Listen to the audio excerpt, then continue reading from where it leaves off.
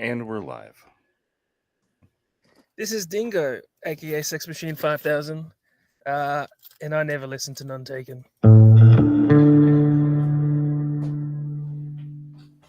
When I point at you, it means you can say and we're live. Just wait until it's totally silent for 5 seconds, then do it. That's definitely what that point means. Yeah. Everybody, Yeah. not at all stressed to talk about my personal life. Just making it nice and easy for me. Yeah, you know. It's okay. I'm not offloading my anxiety onto you for no reason. I'm not that kind of friend. I mean, I am, and then I recognize it and I say things sarcastically to apologize. We're that kind of friends. Yeah, we worked through it. Like last week when I gave you so much shit about being late, and then immediately after the show, I was like, guys here every week to do this show with me.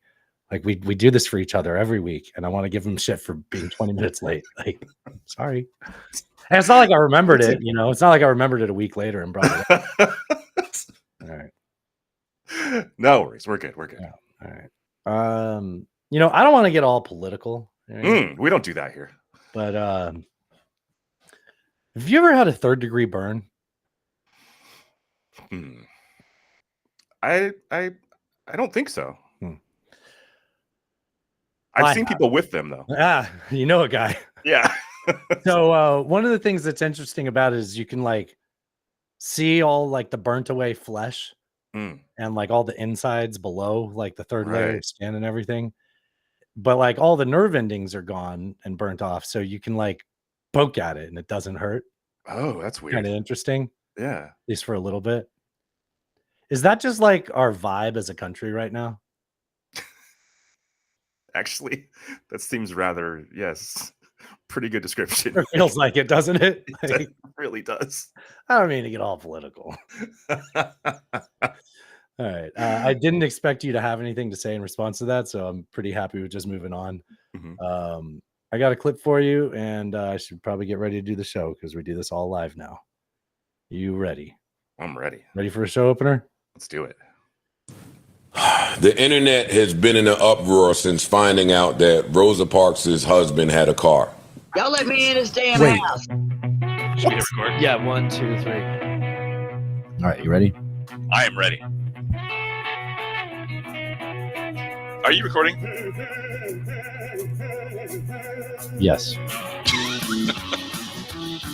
All right. Well, you want to start a show? Let's start a show. That podcast is filling your head with garbage. No offense taken there. Well, it sounds like none taken.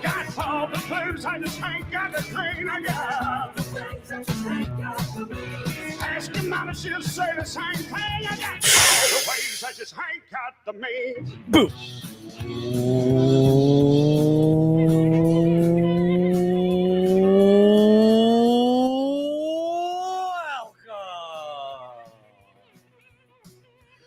To episode number 381 of None Taken, the internet's only debate and current events show with your hosts Dustin and Alan, two political nomads from two different worlds. Shout out to Reverend Peyton's Big Damn Band for the use of their song Ways and Means for intro music. Thank you for joining us. Time of this recording, it is Tuesday, May 17th, 2022. That's the first time I wrote that note. I forgot. I got to look over here. What? Tuesday, July 9th, 2024. It's a great day for America. We are two coastal elites who can't read. Actually, I read fine. Coming to you from the shores of the mighty Cumberland in Madison, Tennessee, all the way to the Pacific waters of El Cerrito, California. Here to recap another week of current events and sharing way too much of our tragic personal life. Fuck, boy, howdy.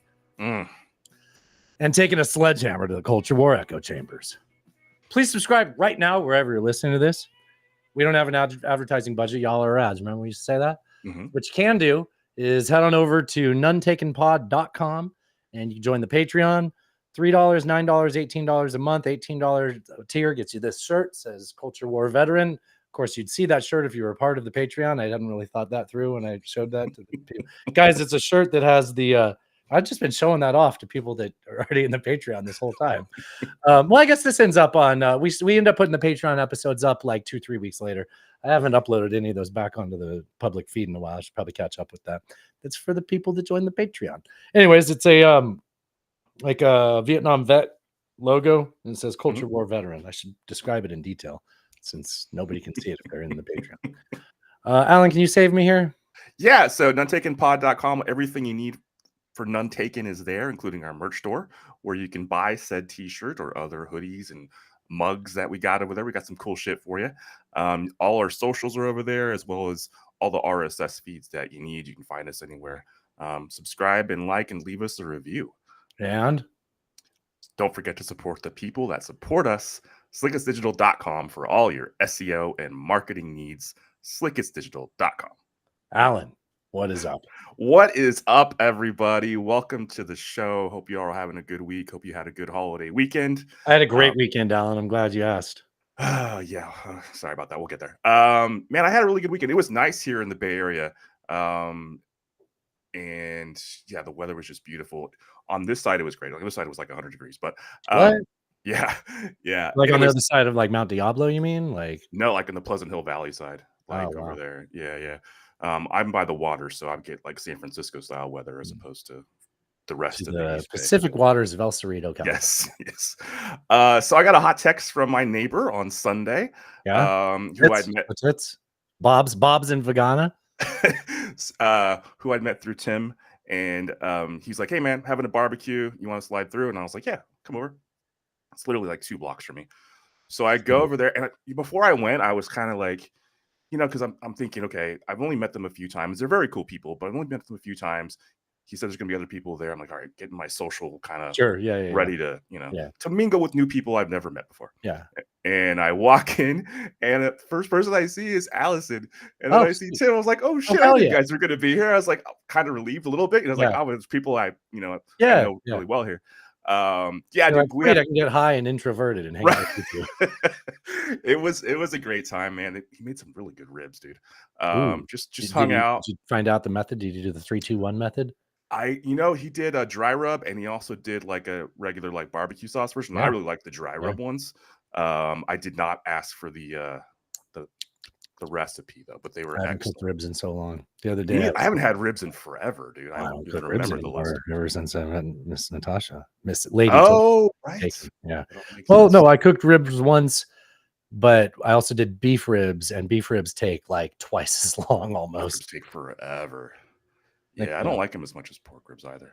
I mean, they're like Brontosaurus ribs. They're they're big. massive. Yeah, they're massive. Anyways, that was pretty much my weekend. Had a good time. That's awesome, man. I do have a shout out. That was on the weekend. That was Sunday, so that was the 6th, I guess, 7th. You're a great job. Yes. Okay. Yeah. Shout out also. You did a better job with the calendar than I did. Shout out also to my dad. It's his birthday today. Happy birthday! Oh, nice. Happy birthday, Papa Taken. Yep, absolutely. How about you, man? Big zebra. Big zebra. It's big. A lot of people don't know this. We modeled him for the logo. Did you see that video I put up in our stories of an elephant using his dick to scratch his stomach?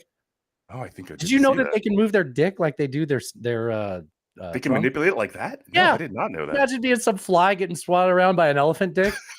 Jesus. Some should be so lucky. You don't see a Mr. Hands with elephants, do you? You usually don't. No, you usually don't. Mr. Hands. That's up where your dad lives. Up in Horsefuckistan. Yeah, the Pacific Northwest, notable for that. As drab t-shirt. We just gave up what Mr. Hands is about. I guess everybody knows now. All right. Look, we show's gonna get a little heavy for a minute because something happened in my personal life. People that follow the Instagram definitely know about it. If you don't, the primary objective here is always, to not keep it light because we talk about heavy subjects, but don't stray too far from the funny because this world's tough enough and we're talking about a lot of tough subjects. And, you'd be a sorry sap to not be able to enjoy yourself through life. It's one chance you get. But with respect to that, I just want to pay something that happened to me on Saturday. I lost my oldest dog.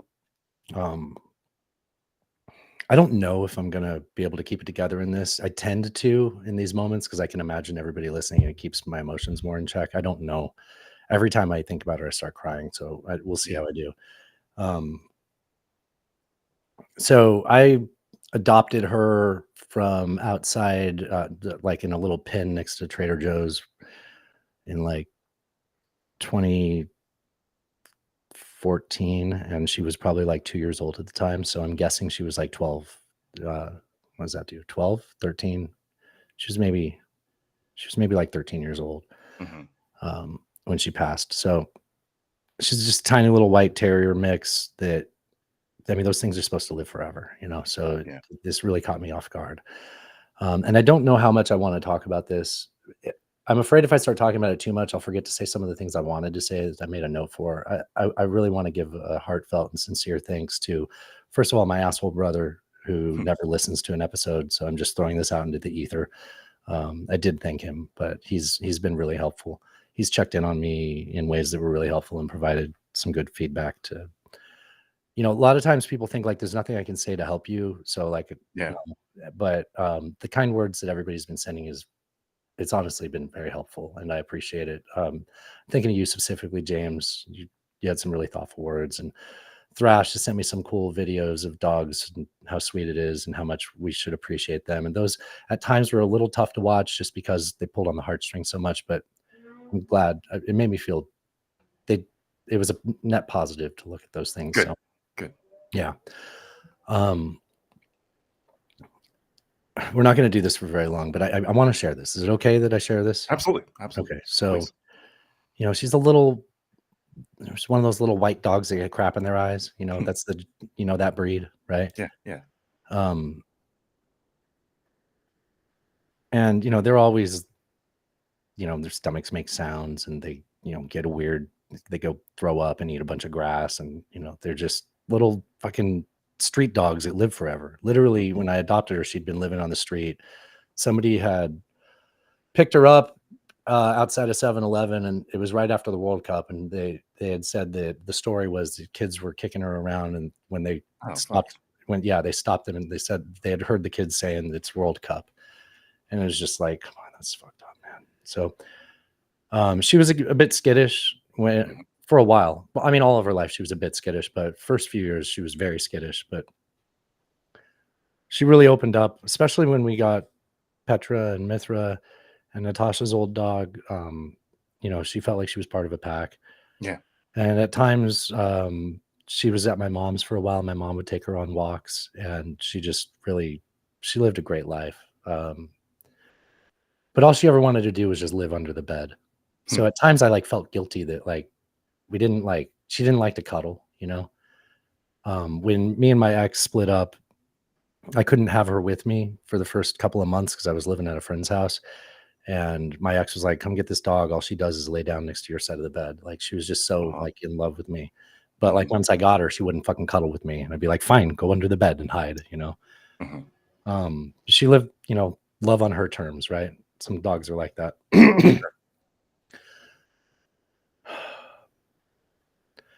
So Saturday morning, it wasn't unusual that she was like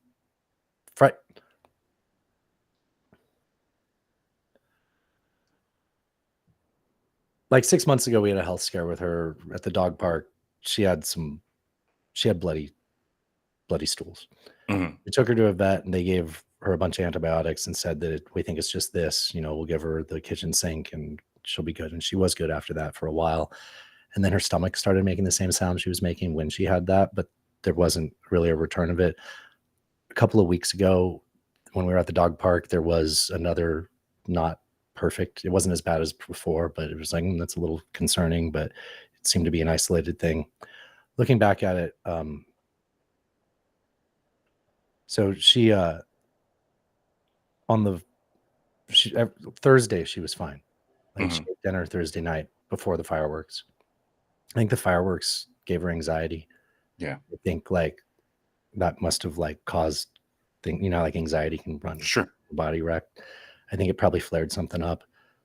Friday, she didn't eat breakfast or dinner, which is not unusual for her. She didn't like to eat Petra, one part of Petra's routine is Petra would finish eating her food and then she'd run into Addie's where Addie eats and watch Addie until Addie would finally eat. It was part of it. And that's been Oh, hard. wow. Ever since Addie passed away, Petra's like, okay, I'm done eating. And so it wasn't unusual that she didn't eat for a day. It's like, fine, she'll be hungry tomorrow, you know? So Mhm. Saturday morning comes along and that night she had thrown up before bed. And, you know, little dogs, they fucking do this, you know? Yeah, sure. So I I wasn't mean with her. I was just like, Addie, why'd you do that? And I put her outside the dog door. A few minutes later, she came back in. She went under the bed. Woke up in the morning. She threw up again. You know, it's like, okay, we'll go, you know, you're probably eating grass whenever you go outside. You know, it Yeah. just, part of me is, I'll just say this now so I don't interrupt later. Like I've really been racking myself up with grief that I didn't recognize this as something more serious. It just felt like she was sick. She had a virus. She needed to, you know, We'll get through it. Yeah. yeah. And it's happened before, you know, throughout her life. And it's just like, okay, well, she threw up a couple times that morning. And she drank a bunch of water and then she just threw up clear water. And it's like, okay, well, you drank too much water, silly goose. Like, Yeah. And I tried to give her a honey water mix because we've heard before that helps. And that's helped Mithra when he had an upset tummy. And she wouldn't drink it. And I was like, well, I'm not surprised. Like, you can't force this dog to do anything. She's very stubborn. So anytime she gets sick like this, you know, I put her in the bathroom because we have laminate floors. And I put a bunch of potty pads down and I put her bed in there and I put her food bowl with 2 waters and I put a plate with some baby food there. I was like, hey, we're going to go out, you know, we're going to go to yoga in the morning. And then we went to the pool, just killing myself about like how we were just like having a good time. And on the way home, I honestly was getting anxious. I was like, I don't know, like part of me felt like it was a little different, but in general, like so I opened the door to get home and the dogs were normal. The big dogs were normal. Yeah. And I mean, you know, I'm not revealing anything. I'm sure you know where this is going. I swore to God I heard her clawing at the door because like I've always like she's ready to get out, you know? Yeah. In my head, I'm happy. I'm like, oh good, you're feeling more She's like back yourself. to normal. Yeah, yeah. I open the door with like, I'm like, hey baby, are you feeling better?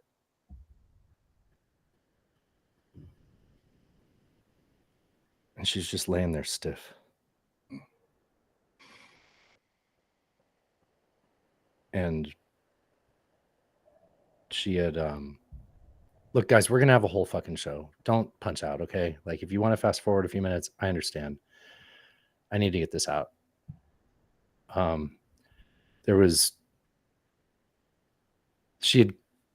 I think she had stomach cancer because whenever we took her in to get looked at, they ran a bunch of blood tests, but they didn't do like a biopsy or anything, right? Mm-hmm. And she had evacuated herself before she passed away, kind of like walking around the room. And just that smell, like I'll never get that smell out of my nose. Like I can't use my restroom anymore. Like I've cleaned it 3 times.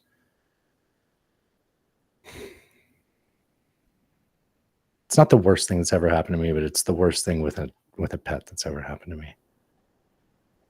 And I just closed the door. I was like, no. And I went out back to Natasha was coming in. We were both coming back from being at the pool. Like it was a good day. Right.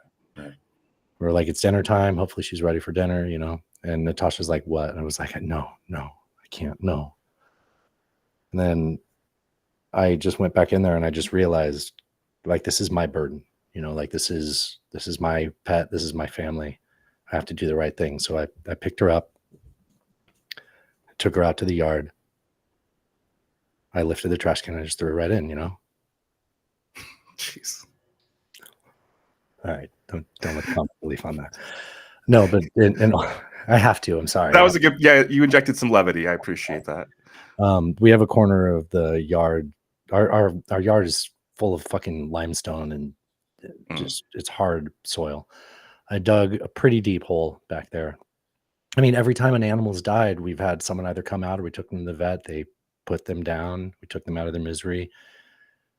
They cremated them and we were like, that was the process. I've never had to deal with a dead animal. Yeah. So we dug a hole. I wrapped her in a shirt of mine so that it smells like me. And we put her back there, and then we put some rocks over it. And for now, I can't bring myself. When she hides under the bed, she always brought her bone under there with her. Yeah. And I'm going to take that bone and put it on her grave, because I think she'd hate to know that Petra took her bone. She was the sheriff around here, man. Like, Yeah. she would go around collecting all the other dogs' bones and hoarding them under the bed like a dragon. She had no intention to use them. She just didn't want anyone else to have Right. She just wanted to hoard. them. And it's amazing how little of a dog she is and how much of a presence is missing from the house, man. Yeah. I guess if I could say a couple things. Please. So I met her a few times. And it's funny you say that she wasn't a cuddler, because I remember the last time when I was in Nashville, she just wanted to sit in my lap. I was always amazed with how much people thought she was a sweet little dog. She, like, her spirit animal was Salacious Crumb from Return of the Jedi. You know, Jabba the Hutt's little pet. Yeah. Yeah. I mean, it makes me happy to know that other people really enjoyed her. I thought she was like a dog that they had to give her to me as a discount because nobody was adopting her. Like, Oh, wow. Yeah, I always found her to be a very sweet girl. she was. And I guess the thing about owning pets is it's, they have shorter lives than us, man, and it sucks. And that's the shitty part about being a pet owner. But, you got to give her a better life. So, yeah, I'm getting verklempt over here too. No, I appreciate it, man. Somehow I'm keeping it together. I thought about this a few times today, and I just started crying thinking about it. I don't know. Like, Yeah. probably detached somehow emotionally while I talk about it. I was listening to the Omnibus podcast today, and I'm intentionally a few months behind on their releases so that I can binge through a couple if I ever want to. Oh, nice. Yeah, it wasn't nice. Today's episode was about the fucking Rainbow Bridge. Oh, And the no. whole, yeah. So let me. That's play the this- Ken Jennings show, right? Yeah, it's Ken But Jennings. it's a hard thing for Ken Jennings and John Roderick from The Long Winter. Right. people. The New England Journal of Medicine did a study on this that said the average pet owner will have acute grief for a full year after their pet dies. That's on average. And Yeah. sometimes the symptoms are as severe as a heart attack. The hormones, the cortisol or whatever it is racing pretty much simulates a heart attack in the severe cases. And unlike Well, that wasn't helpful. Wasn't, no. But God was damn it, Omnibus. God damn it, Ken. Go back to Jeopardy. No. No, what I was trying to say though is that I know it sounds like you feel a little bit guilty, but dude, you gave her a great life.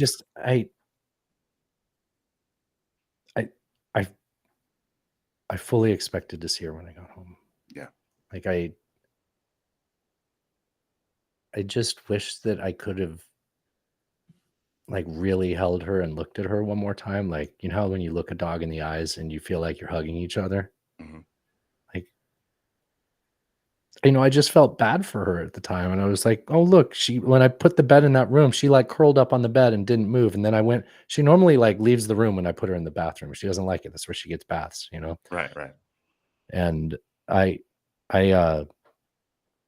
went to grab the potty pads and like lay them down, and then I looked back and she was just sitting right there. I was like, oh, what a good girl. I should have realized like she wasn't. It's cliche. Like I think of the South Park episode where it's like, I never got to say goodbye.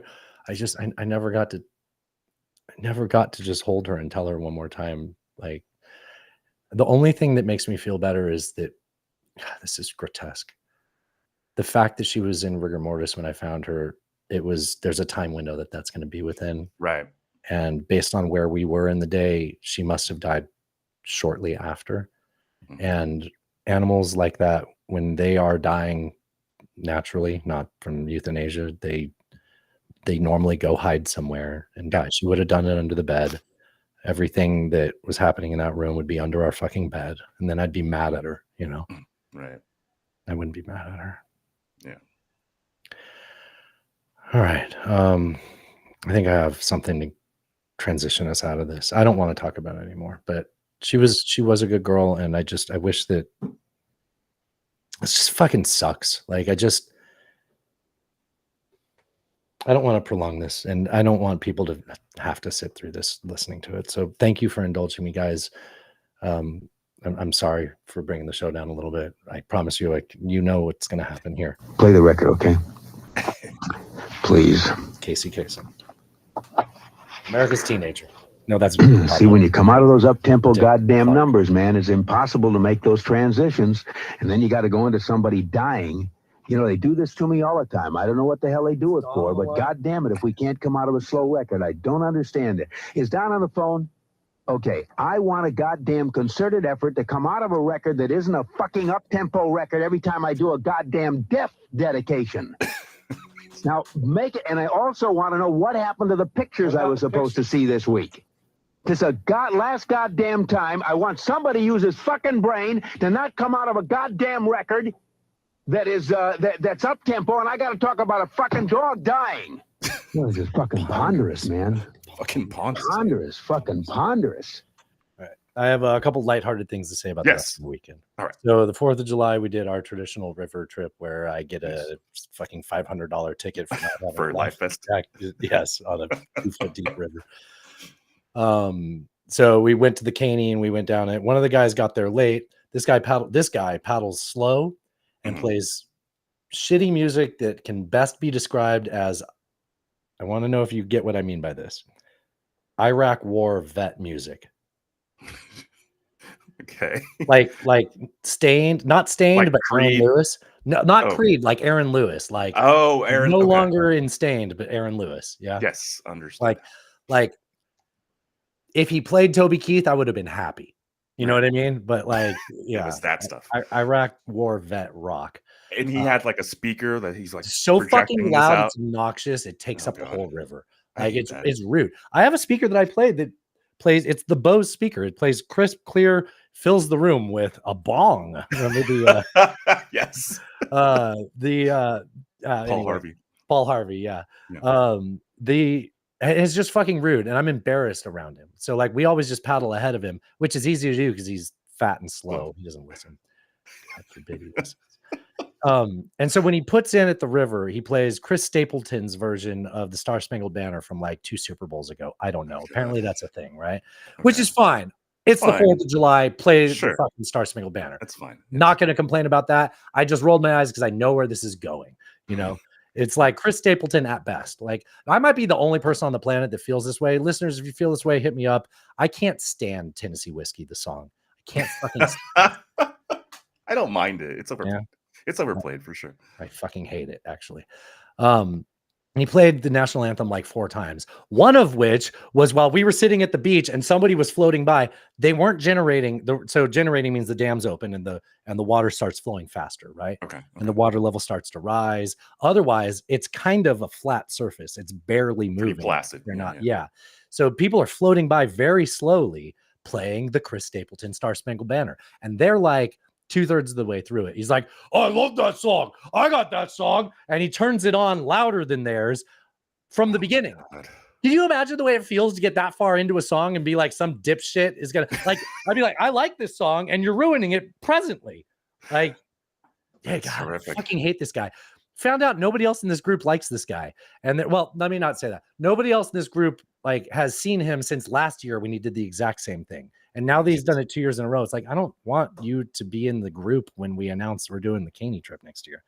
Like, we need to do another river because he's going to be there anyways. You know what else he did? There's a 9-mile float and a 6-mile float. The 9-mile float takes about all day. Perfect. I drove 2 hours to get here. You know, like, Right. I don't want to just do a short river Make trip. it a day. You know? Yeah. Yeah. He convinced everyone that it's too far to drive the trucks to the 9-mile pullout point and then drive back. And I know I said pullout point, but you know, he didn't want to do that. And he's like, plus, because, you know, they're only going to generate once today and we don't really know when. It's like, whenever they do, we won't be paddling. The river starts flowing like crazy. They start generating at like noon and we get to the short pullout point at like 2:15. And it's like, dude, it's like barely afternoon. Like, plus you're late. And the reason we're getting in the water an hour later than we all planned. Like, just sounds like a real fun dude to hang out with. Yeah. But you know what? Nothing exploded this week, which is a good, yeah. Positive. And also I got a new bit. A new bit? This is going to really bring the room back up. Guys, come on. I got a new bit when we're paddleboarding. Do tell. You know, like when you're out on the river and you got to pee, but you like, this water's cold. It comes out from the bottom of the dam. So it's like, It might be in the 30s. At best, it's in the 40s. Like it's very fucking cold, especially when you're in like the first mile of it, right? Mhm. And we're drinking beers. I'm drinking, delicious Coors Banquets. Like Like you do. Zuckerberg. You see Zuckerberg at the back of the boat drinking a banquet beer while he's doing that skate surfing thing. Anyways, Yes. I was like, damn, I got to rethink my life choices if you're drinking banquet too. Like a real Yes. American. You fucking poser. Anyway, so you have 4 or 5 banquets, you got to unload, Oh, but you don't want to get in the water because it's cold. So you- I just let it go while I'm standing up on the paddleboard. I call What's that the cold. proximity of people around you? Like how close are people to you while you're I mean, doing this? Nobody knows. Okay. You think they can smell it?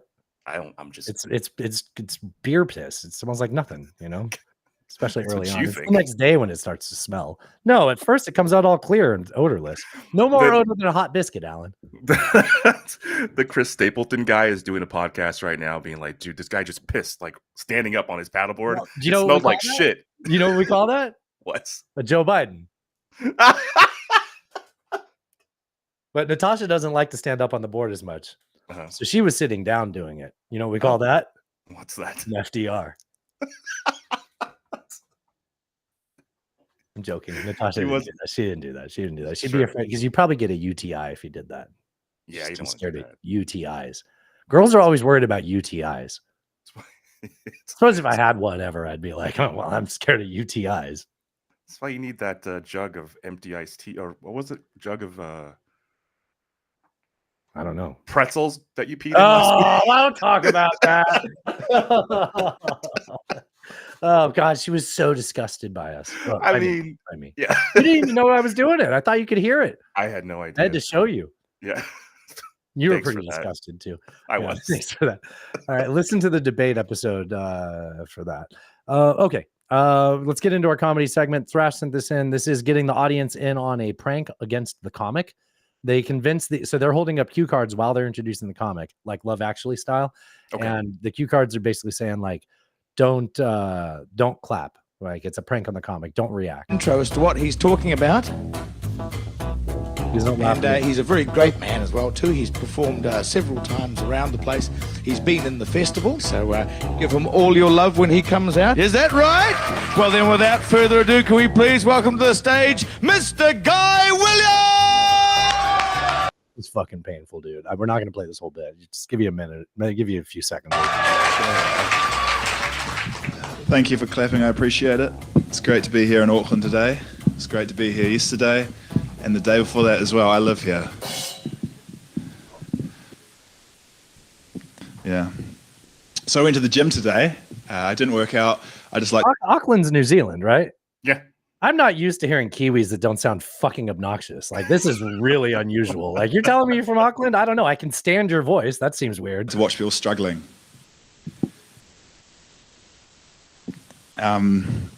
Last year I spent quite a bit of time in hospital until they found out and I had to leave.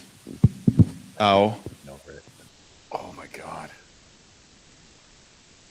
So I graduated recently. Sorry, I'll just finish up. We've got a few more gigs. I graduated recently, and He's so flustered. He said a few more gigs. Maybe he meant to say gags. I thought he mistook big. Like he sounds flustered. He definitely. when I mean, graduated, you would be. yeah, I'm unemployed at the moment. Obviously, yeah,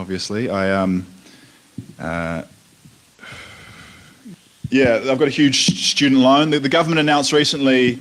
That student debt has reached $10 billion, which is funny because they think that we're going to pay it back. Don't lend students money. My flatmate owes me $16. I know I'm not getting it back. Of an intro as to Fuck. Dude, Oh, that's rough. that's rough. Hey, come on, too soon. Why are you doing rough? My brother asked me how I was doing. I was like, well, yesterday was pretty rough. Oh no, I wasn't even thinking of that. I was thinking of the way your mother likes it, Trebek. Okay. Well, how did you know that your mother did? No, not going to cross those streams with you, buddy. Love you. Hope you respect the fact that I didn't. I You know, appreciate it. The implication has still happened, though, huh? How about you say I just played this next bit that Way sent in? Okay, Dude, let's do Way's that. so sweet. He's like, hey, man, I know you're grieving. Maybe this comedy will cheer you up. I'm like, oh, man, I started crying over that. Oh no. I don't know how I kept it together for that part of the show. All right. Got to warn Natasha to skip to like 24 minutes in. I notice a lot of people in relationships. Did I ruin the show by talking about that, dude? No, not at all, man. I think Sure. people. Yeah, not at all. Not at all. We share too much of our tragic personal I lives. get told that all the time that people tune in for our personalities, believe it or not. Will post pictures of their girlfriend on social media, and I see that a lot. So much so from different demographics and everything, that I created a hierarchy of which girlfriends beat out which other girlfriends. Which girlfriends beat It goes out? like this. Christian girlfriends beat out lesbian girlfriends. And lesbian girlfriends beat out immigrant girlfriends. But immigrant girlfriends beat out Christian girlfriends. I want you to know this is an elaborate pun. Because when a Christian posts his girlfriend, he always says, "She's my rock." You see what's going on. But when a lesbian posts her girlfriend, it's like, "She's my scissors." What about the immigrant? She's my. And when an immigrant posts his girlfriend, Oh, that's the future president there. Did you hear Kamala laughing? I did. You know, if we're lucky, that's the future president. What a phrase! Wow. Never thought I'd hear those words come out. I don't mean it. But, let me play this. This is about San Diego versus the rest of California. This is so fucking true. Living in Tennessee, I get this one a lot, actually. Slickett sent this in. My favorite thing about San Diego, though, is we have such a different reputation than the rest of California. So when I go and travel to more conservative places and they find out you're from California, they immediately hate you. Hey, California. Yeah, either like, oh, you live in California, huh? Well, how you like all this freedom here? Loved it. Walked into a store and walked out with this in my hand. It was crazy. They just give you these. I remember that. Everywhere you go, there's freedom. There's liberty in the molecules. You can smell it. Caca everywhere you go. You live in that liberal, socialist, communist California. Where do you even live in California? You go, San Diego. They go, oh, we love San Diego. Oh, how'd you pull that off? That is a shame what happened with those orcas. My favorite thing about San And the trainers, you know, is more of those poor trainers got dragged underwater. I don't know if you could hear it in my laugh. I had a lot of built up tension that came out when I left there. Like, I feel like that might have been a bigger belly laugh than normal. Here's a bit that Cody sent in. Am I saying names? Nope, nothing. Didn't give a single name in any of those. Don't know. Don't care until we start getting sued. That's what the LLC is for. Cody sent this in, Comrade Cody. This is about well, I don't have to say. She I'm gonna go with she, but the voice is misleading. Oh, trans. Okay, well there we go. She Dustin. She is now I'm distracted, Alan. What did I do? She used to clerk. She clerked at a court in Staten Island. Oh, okay. It's not up. It's not shared. All right. That's for the 100th time. Say it louder, Alan. Alan's always over here mumbling. It's not. It's not up. It's not up. It's not presenting. I hope you can hear me. Should I say whisper? It's not presenting, Dustin. I always just have to find out on my own. Okay. I interned for a courthouse in Staten Island. I don't recommend ever doing that. This man was defending himself for a speeding ticket one time, and the cop's on the stand, and he gets upset and just goes, "How'd you know I was fucking speeding? No disrespect, Joanna." Jana. I knew a girl named Yana, like Greek, like Yana, Yana. And every time I talk, I just felt like I was like saying "Your Honor" with like let's go with urban accent. I'd be like, Yana. Cop goes, "I've been a cop 25 years. I know how fast objects move." This man took the pen out of his pocket, threw it at the cop's head. Just went, "How fucking fast was that?" I shit you not, the judge looked at him and goes, "Fucking acquitted, done." No. It's a wonderful place, Staten Island. You know what's crazy about this bit? Is how well she does the man's voice, Alan. She does it quite well. That was actually very funny. It was very funny. I don't know if I believe that it happened quite the way that she's alleging, but it's a pretty funny story. Am I being transphobic? I feel like I'm being. It's observational comedy, Alan. Right. Okay.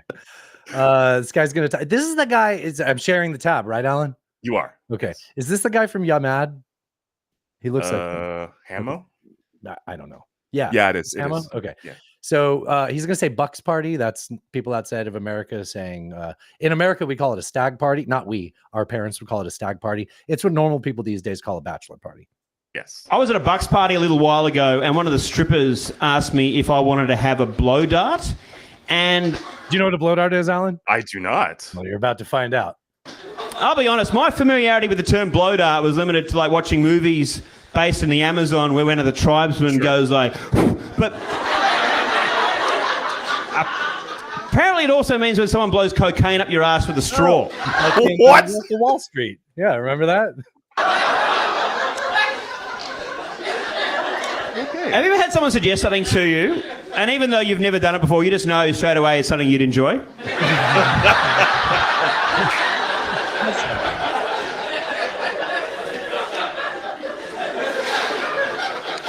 I remember being in the middle of Bangkok City late at night, and this guy tapped me on the shoulder, and he was like, "Hey, brother, do you want to feed the elephant?" And I thought it was some kind of sex euphemism, and then I turned around and it was a giant elephant. And I was like, "Of course I want to, yeah, give me the peanuts." So we're in this Bucks party. I'm in the living room, and I had to lay down on the couch in front of all my mates, and I had to get my ass cheeks out. And then the stripper said that one of my mates was going to have to hold my ass cheeks open while she did this. And one of my mates put his hand up to volunteer a bit too quickly. It was a bit weird. And anyway, she did it. It was fantastic. It was like having cocaine sneak up behind you. It was like get high, you're on drugs. And I bet your nose feels normal the next day too. That's nice. I should start doing cocaine like this. I mean, I don't do it another way, saying I don't. No, I don't. But strictly for nose reasons. Look, I have a deviated septum or something from getting in fights as a kid, and like I just, I'm a long time ago, I did it a couple of times, and I couldn't sleep throughout the night. Well, for a couple of reasons, most notably because I couldn't fucking breathe. Yeah. And you can only use Afrin for so long before it's bad for you. But that's the part I got to stop doing is the Afrin. But if I could put it in my BH, I mean, why am I censoring? BH's butthole.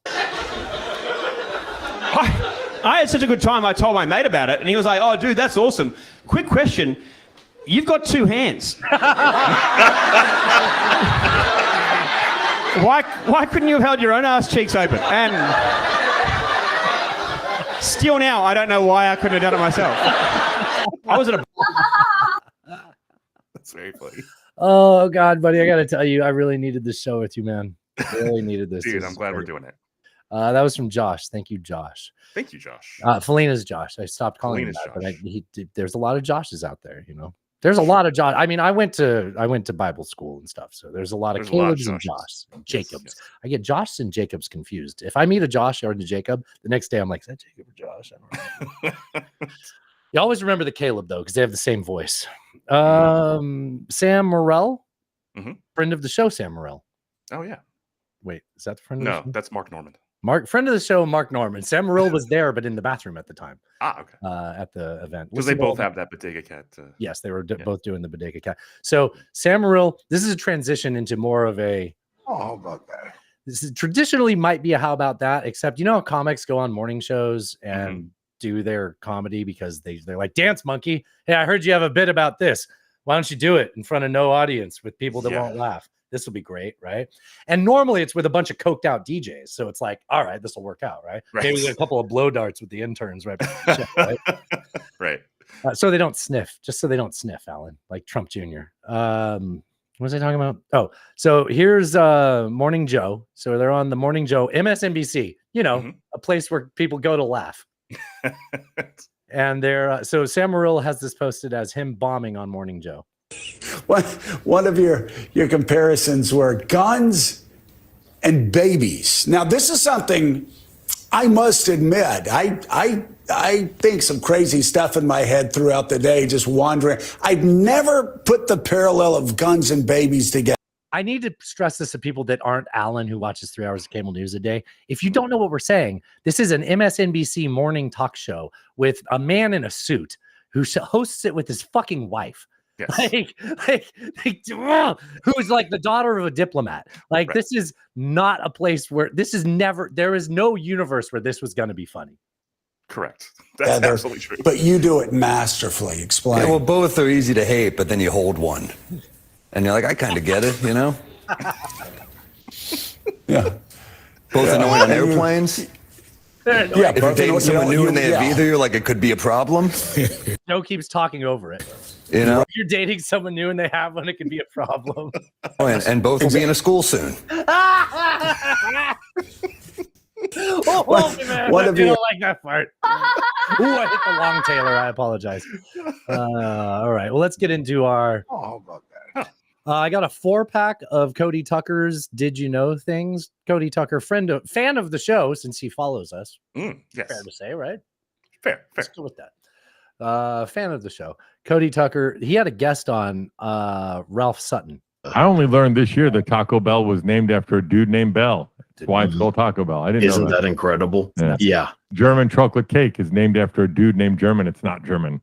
Huh? His last name was German. His name was actually his John last name. German. So it has nothing to do with Germany. Nothing to do with Germany at all. Pilates was invented by a guy named Joe Pilates. That's like Trump being like, Tim Apple? Remember, he couldn't remember Tim Cook's name. He's like, Tim Apple here. Tim Joe Apple. Pilates over there. By the way, first time when Pilates like burst onto the scene in like the early 2000s, I know it'd probably been around for a while simmering, but once like Brad Pitt was like, this is what I did to get fit for Fight Club. It was, I thought it was Pilates, like the guy that killed Jesus. Right. That's another one. It's not mystical. It's just a dude named Joe Pilates. You know the story behind Lexus, where everybody knows they were looking to come up with a name to ship their cars to America. And like, we need a good name for luxury exports to the U.S. So it's like, oh, LEXUS, luxury exports to the U.S. That's Lexus. Oh, how about that? The Taco Bell one kind of blew my mind. I can't believe I didn't know that. I didn't know that either. Yeah. Maybe he's making it up. I thought it was Yum Brands, Alan. It is Yum Brands, but It wasn't always Yum Brands. It wasn't always. I think they were acquired. The Colonel's a real person. KFC is part of Yum Brands. The Colonel, his first like money making venture was there was a river and he had like a board plank raft and a rope across the river, and people would pay him to ferry people across the river. Yeah, that was He and he kept getting like chased out of town. Did he have a van down by the river? Or Yeah, what do you think he is? Some kind of celebrity with a bunch of money? People don't have money to live in vans, man. Come on, that's down in my van life. Here's Music Corner for the Big Show. We did do some Music Corner in the hidden track. Go ahead and sign up for the Patreon and listen to that. It's pretty timeless. So you got a lot of extra content in the hidden track section of the Patreon. That's what I was going for. Nontakingpod.com for the Patreon.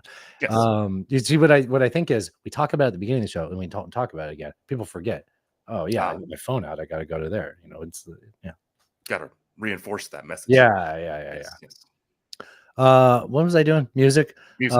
This is this is gonna blow your mind. So I don't listen to the Mike O'Mara show as often as I used to. I used to never miss an episode. I even listen to their best ofs, and it kind of bugs me to stop listening as much, and I feel guilty about it. Is what I was trying to say. I listened to last Friday's episode. Do you know Oscar quit? No. Yeah, Oscar quit. I don't know the story. Oh, I did. I had no idea. That's wild. Yeah, if you guys that are still TMOS guys, if you got the inside scoop on that, let us down know. to hear it. I feel like it has something to do with Podcast Village. Oh, yeah. Anyway, music corner. So this is from Rob Spiewak. Still has like his audio vault, which is kind of like our "How About That?" Isn't that something segment? Before we get into no, it's more like our "How About That." Yeah. So this is. Did you know who sings "Girls Just Want to Have Fun"? Cyndi Lauper. Great job. You're doing really well so far, Alan. Okay. This isn't the one I wanted to play.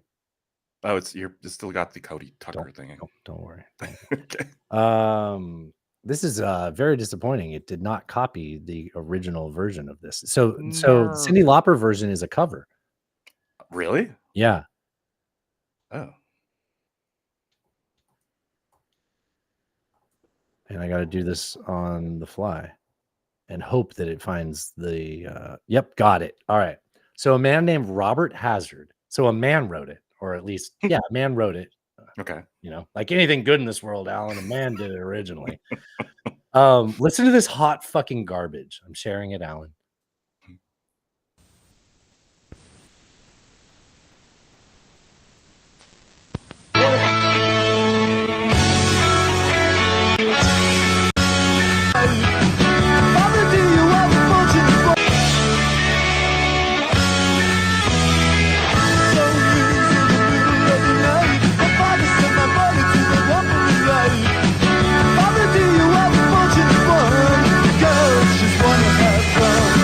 kind of voice Dear. is he trying to do? That's Father awful. dear, we're the fortunate one instead of mommy dear, we're not the fortunate ones. Yeah. I think he thinks he's doing like a Ramones or something. Not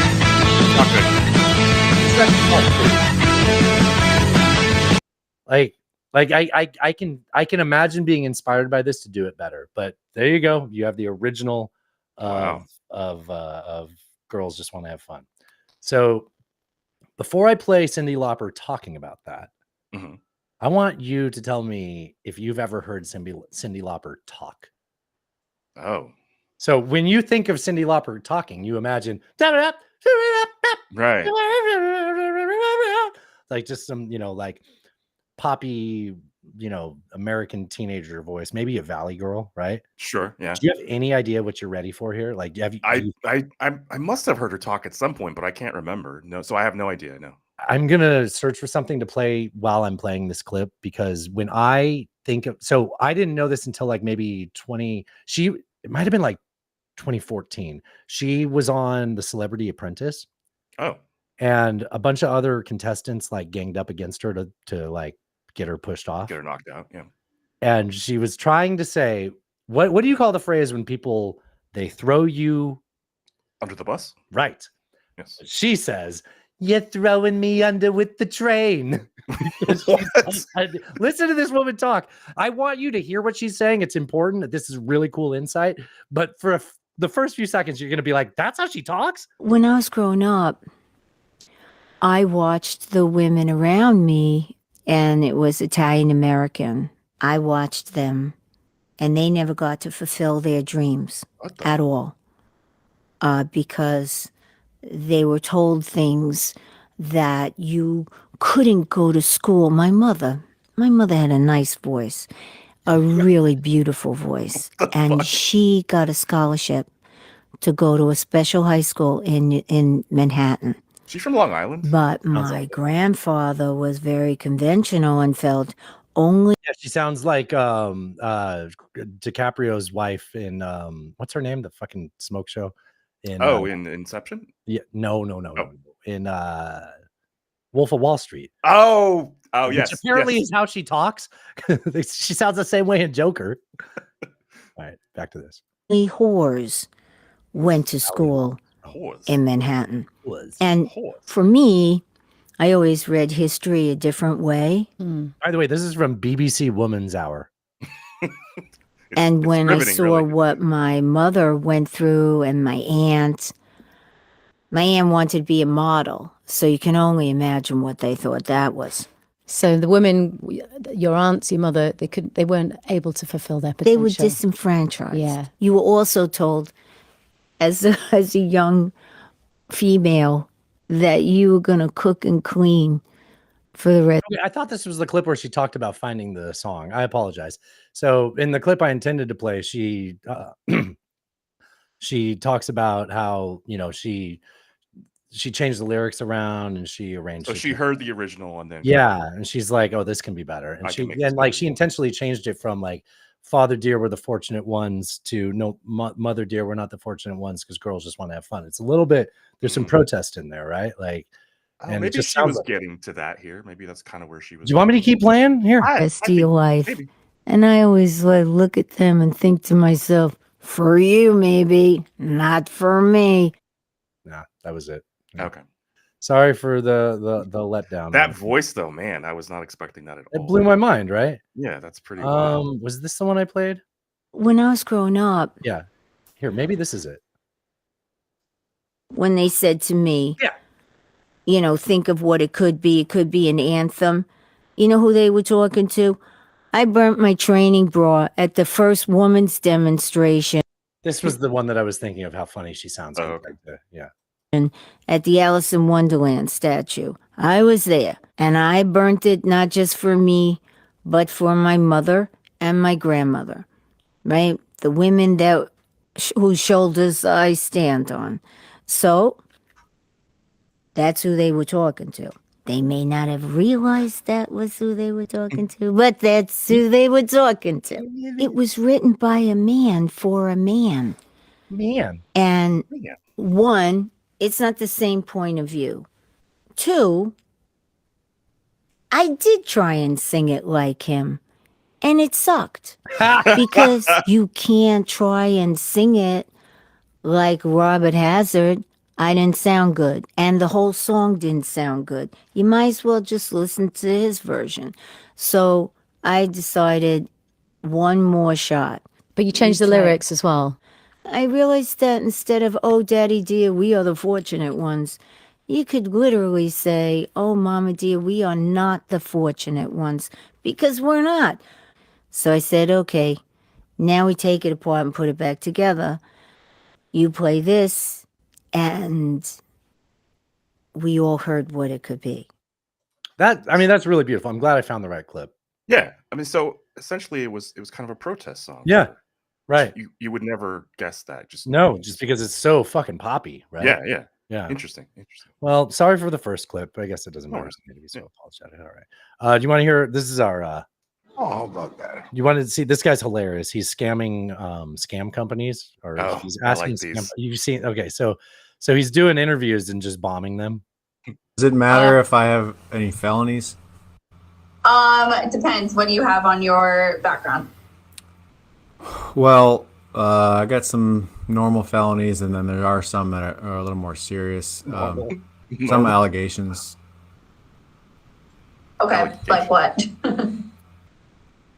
What in the, like, is it The M word. What? the what?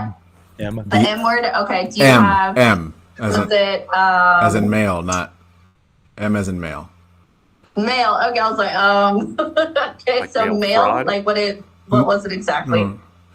Was murder. How recent was it? How recent was it? It's a scam I guess company. it They don't depends care. on which one. Does it matter? It depends on which one. The fact that she's like, well, how long ago did you kill a guy? Like, we might hire you. Thanks, Josh, for that one. I kind of want to get a time machine and get committed to an insane asylum in the 1870s. I was listening to expansion in the population. I was listening to American History Tellers having a series on the first ladies, and they were talking about Mary Todd Lincoln. And at one point, she was committed to an asylum. And listen to what they give you when you live in an Is asylum. it heroin? Alan, shut the fuck up, okay? Stop ruining my bits. Of insane asylums. In the wake of her trial, Mary's property was taken from her, and she was committed to a private asylum in Illinois, where she was treated with opium, morphine, and eggnog laced with whiskey. Eggnog laced with expansion in the whiskey. populations of Oh man, I kept the fast pace going on that. Sorry for that. It's a hell of a cocktail you make there, Jack. Yeah, opium. What was it? Opium. private asylum in Illinois, where she was treated with opium, morphine, and eggnog laced with whiskey. Wow. That's some good eggnog. Yeah, that's some good eggnog. Hey, remember our eggnog episode? That was fun. Yeah. Hey, you know what we haven't done in a long time is a power hour. We haven't. You think your liver can still do it? Oh yeah. Okay. That's easy. Do a power hour. Yeah, I'm down. You say that's easy now. I will remind you to the previous two. Listeners, submit topics for a power hour and we'll do another one. Yeah, it's good times. All I say here is weather modifications and chemtrails. Let's see. Oh, this lady's insane. So for all the people out there who don't believe in chemtrails or weather modification, I want you to head to geoengineeringmonitor.org and let me know what you think about all this. So this website has a map that you can scroll through the entire world, showing all of the projects that they have going on and all of the areas that they are spraying toxic chemicals into your air in order to modify the weather. And if you look along the side here, that entails all different kinds of things: greenhouse gas removal, Crazy shit like greenhouse gas removal. How dare you? solar radiation management, Oh, wow. What a crazy thought. weather modification. Wow. Like, okay, so let me get this straight. We're doing fuck all to mitigate climate change. And there are people that are like, well, we can do this. But they're like tying it to chemtrails. And that's the thing that drives me fucking crazy. I don't want to listen to this lady all the way through. Yeah, Hold on. same. Wackadoo of the week contestant. I would say. Yeah, I guess it is if I would have done that. Yes. It's just like, they're like, it's just think this through. So there's a website that's aggregated these reported projects people are doing on. Wouldn't you keep that a secret? If that was your, yeah. If it was like some ulterior motive, right? And so, like, you know, the person that sent me this, I was like, well, I mean, I think we should probably try to do something. If like, I mean, when they talk about climate models now, they're like, forget 2 degrees Celsius. Like we're way past projecting like 6 now. Yeah, yeah. It's way like past. dude, that's like borderline unlivable in a lot of the world. And it's like, okay, so like, fine, if your response to that is it's not man-made, I don't fucking care about that anymore. I'm not arguing with you about that anymore. Do you want all the climate refugees? Do you want hundreds of millions of people in the Indus Valley to die? I'm actually guessing, based on the association of other people's things they send me when they also send me that yes. But yeah, it's really serious. It's really bad. Yeah. And I have a real concern about us trying to fix that and, you know, playing God and that going poorly. But I mean, here, put it this way. Your concerns, why don't you write that down, put it in and bury it somewhere where someone can find that 2 or 3 generations from now, if they're lucky, and wonder what they think about you being like, well, I hope these people don't try to do anything about this. Like, it's probably baked in. It's going to be bad for thousands of years. Like, I don't know how anybody with good conscience raises children. But we need to for our tax base, Alan. I don't know how anybody lives in Arizona. That's wild. I know. And now you can't even rent anything there. Right. That's the pre-show. That's hidden track. Hidden track. Speaking of Phoenix, wow, great timing, Alan. Here's a cop that pulled over. If I say Waymo, do you know what I'm talking about? Yeah, they're like the auto driving taxis. Yeah. Cop pulled one of those over because unmanned vehicle that was kind of taken off from me. It's a Waymo car. Yeah, it stopped, and there's no driver.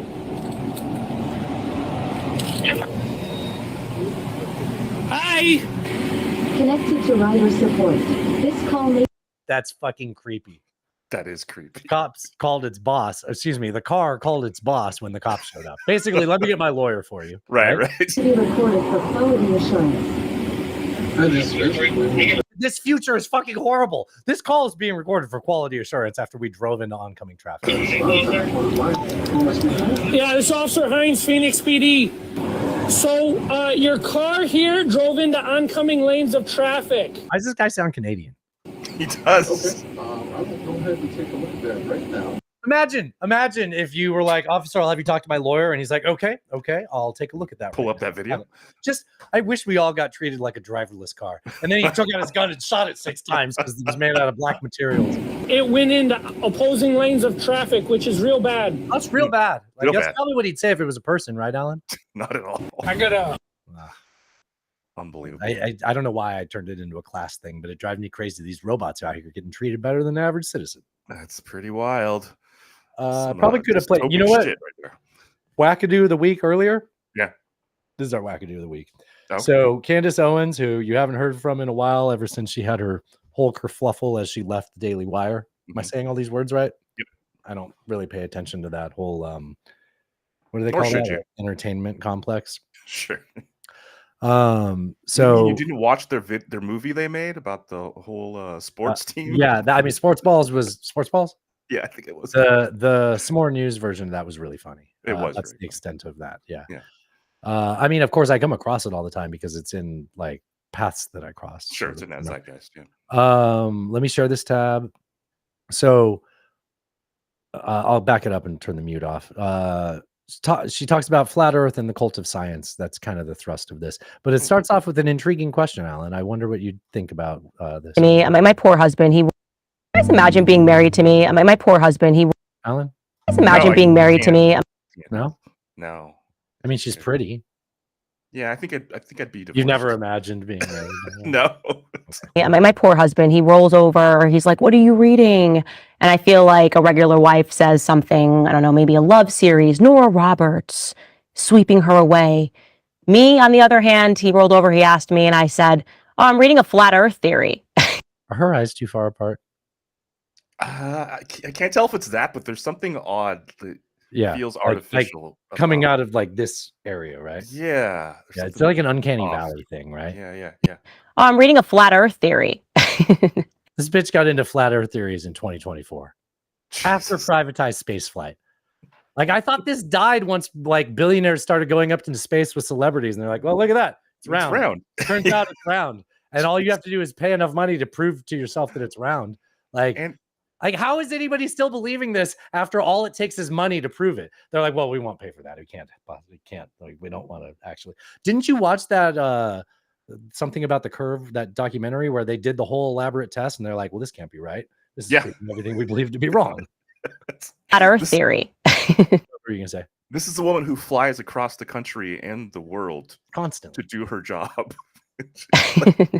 And it dawned into an entire conversation. He's like, why are you reading a flat earth theory? And I'm like, because somebody messaged me on Manect about it and they included some links and I'm just reading them. Inept. I think she meant to say ignorant. I'm ignorant about it, but an ignorant person would probably say inept instead. On Manect about it and they included some links and I'm just reading them. I don't know. I'm just an interested person no matter what. If there's a Maybe she said something else. I don't know. I'm an interesting person. I'm just an interested person. Interested. Okay. And you know what? I'm being too mean. I'm nitpicking, Alan. An interested person no matter what. If there's a bunch of people that believe something, I now want to know what it is. How about Donald Trump lied about the last election and in fact lost by millions of votes to Joe Biden? That they believe.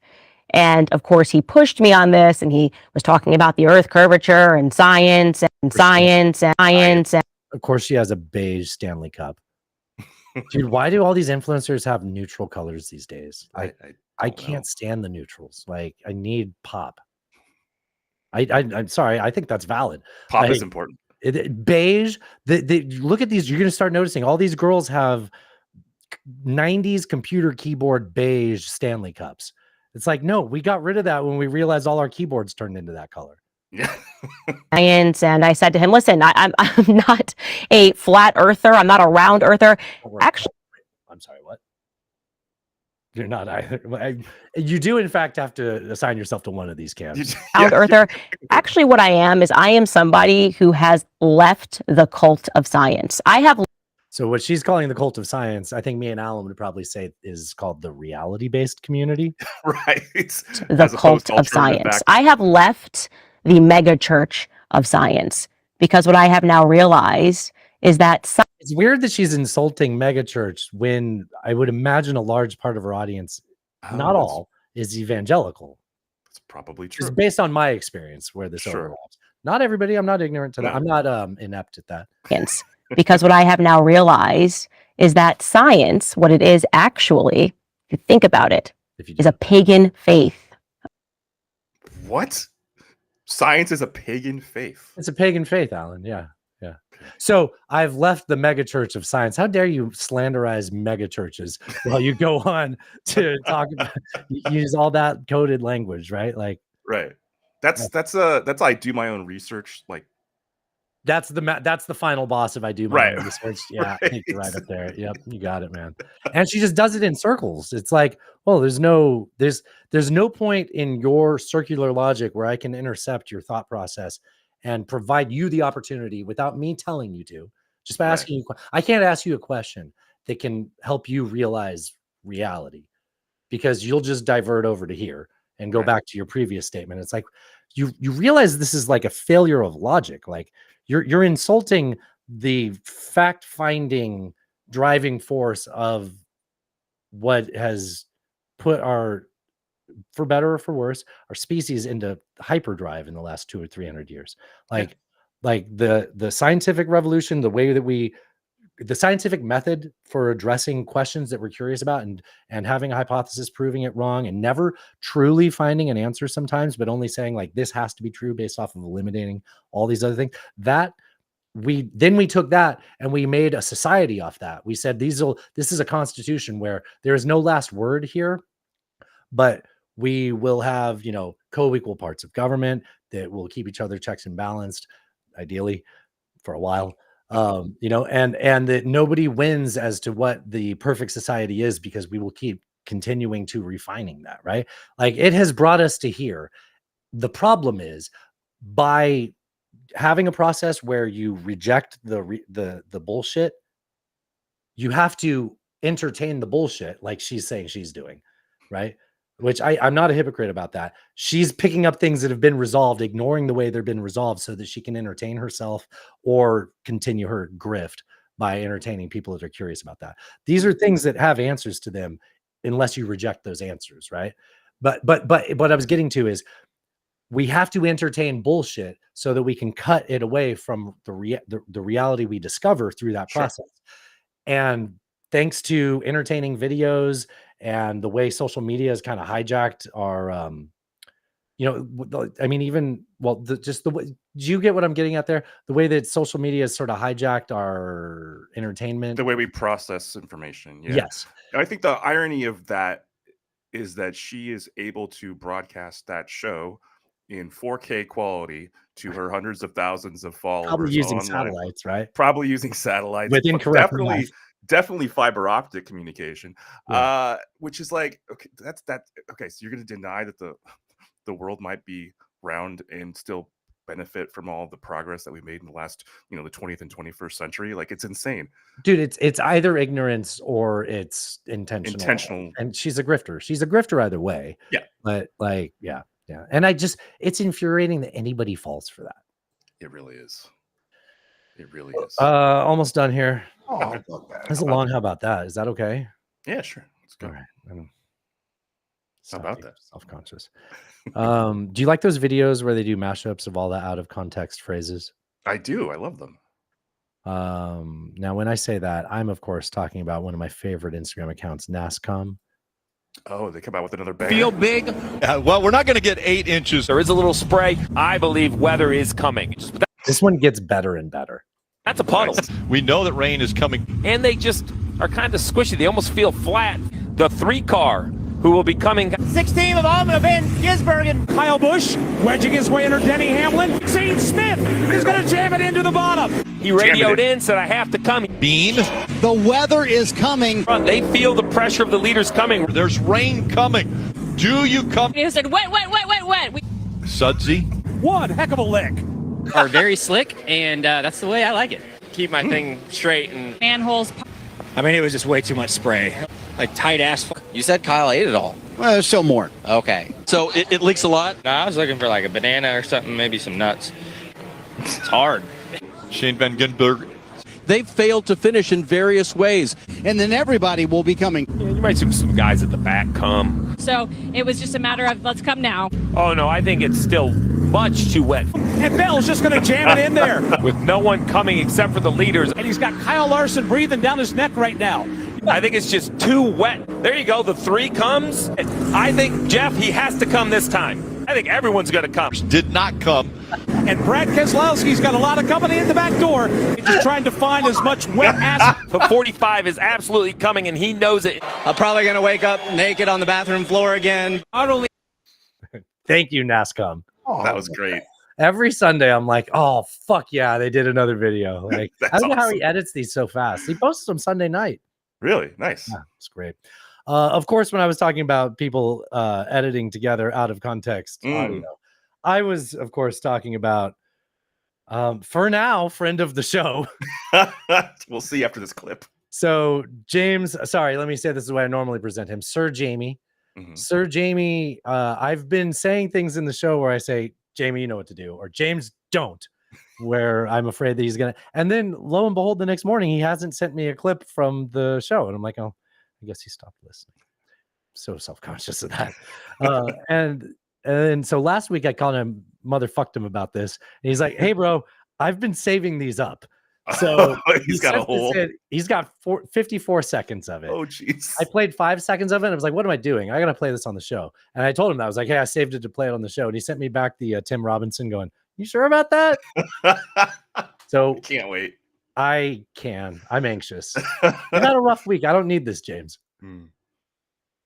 If you don't know that context, that sounds like a raving lunatic. Damn it, James, don't. I love his balls. Makes me think I can get away with slipping that in. That's why we need a one world government, Alan. Slobber on my dick, you bitch. Can I go back to being a pig, though? You got mommy bobies. Jews' lives are worthless, and they don't deserve to live. It's fucking retarded. Me and the boys are docking. I'm glad you kept it in. Let's come on the bottom. I've got a throbbing half hard on. You have to move your mouth around a little bit on it. Niggardly. Niggardly. Niggardly. Niggardly. Because he's black. Ease us in their mountain of foreskins. That's a lot of foreskins. So maybe someday I'll look like Gavin Newsom. The abortion portion. Let me tell you a story about a woman being raped by illegals. You are canceled at the end. Damn it. Oh God! Why did you have to slow it down so many times? It's a real word. That's fantastic, James. Thank you. Oh God! I remember the move your mouth over it one. I remember that. I was like, oh, definitely. You know what? I've never been so happy I talked about a dead dog for 15 minutes before in my life. Everybody skipped this episode. They all punched out. Yeah. And I said that word very late in that show, so nobody heard it the first time either. It's a real word. It's a real word. Yeah, totally. Okay. Well, that was a fantastic. Thanks, James. Let's get on into our Isn't that something? segment. Here's a clip from the NPR Up First podcast talking about the sweetheart deal Boeing got. Oh, yes. Morning, Steve. Okay, from what you've read, what is Boeing agreeing to? The Justice Department says Boeing will plead guilty to committing fraud by misleading regulators about the safety of those two 737 MAX 8 planes and the flawed flight control system that led to those two crashes back in 2018 and 2019. Under this plea deal, Boeing will pay a fine of more than $240 million and has agreed to spend upwards of $450 million on compliance and safety programs going forward.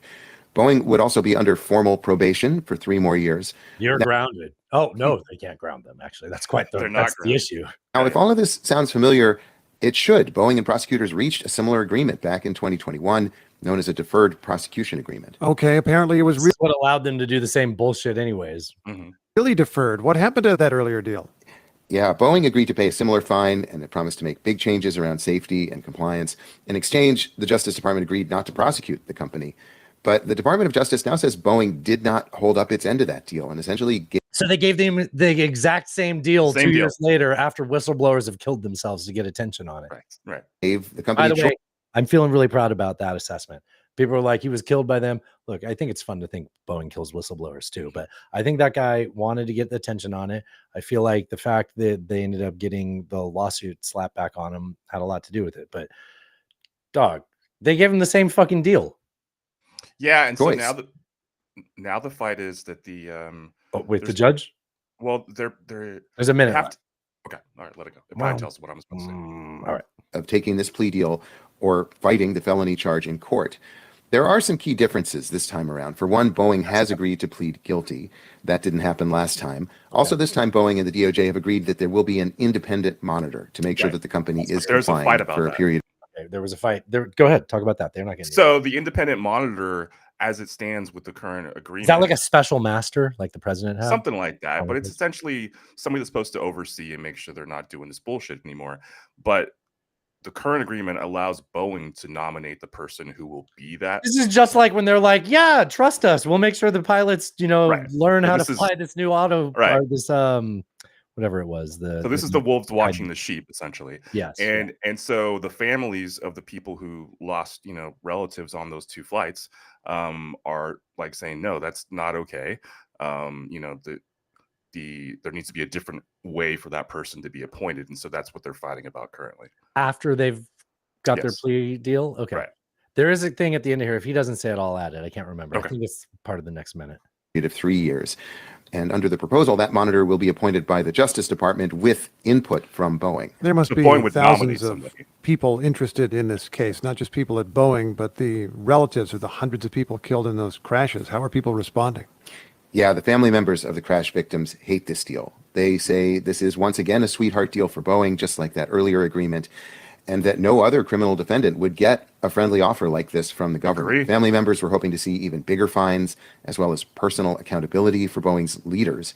Lawyers for those family members are already urging a federal judge to reject this plea deal. They also want the judge to appoint his own monitor. They say Boeing should not be involved in selecting that monitor because the families argue that's exactly the kind of self-regulation that led to the 2 crashes in the first place. So I would imagine in this case now we're talking about a serious judge that's going to review this. So what that last bit of audio was implying is that a judge still has to sign off on this plea deal. They've agreed with the government on this.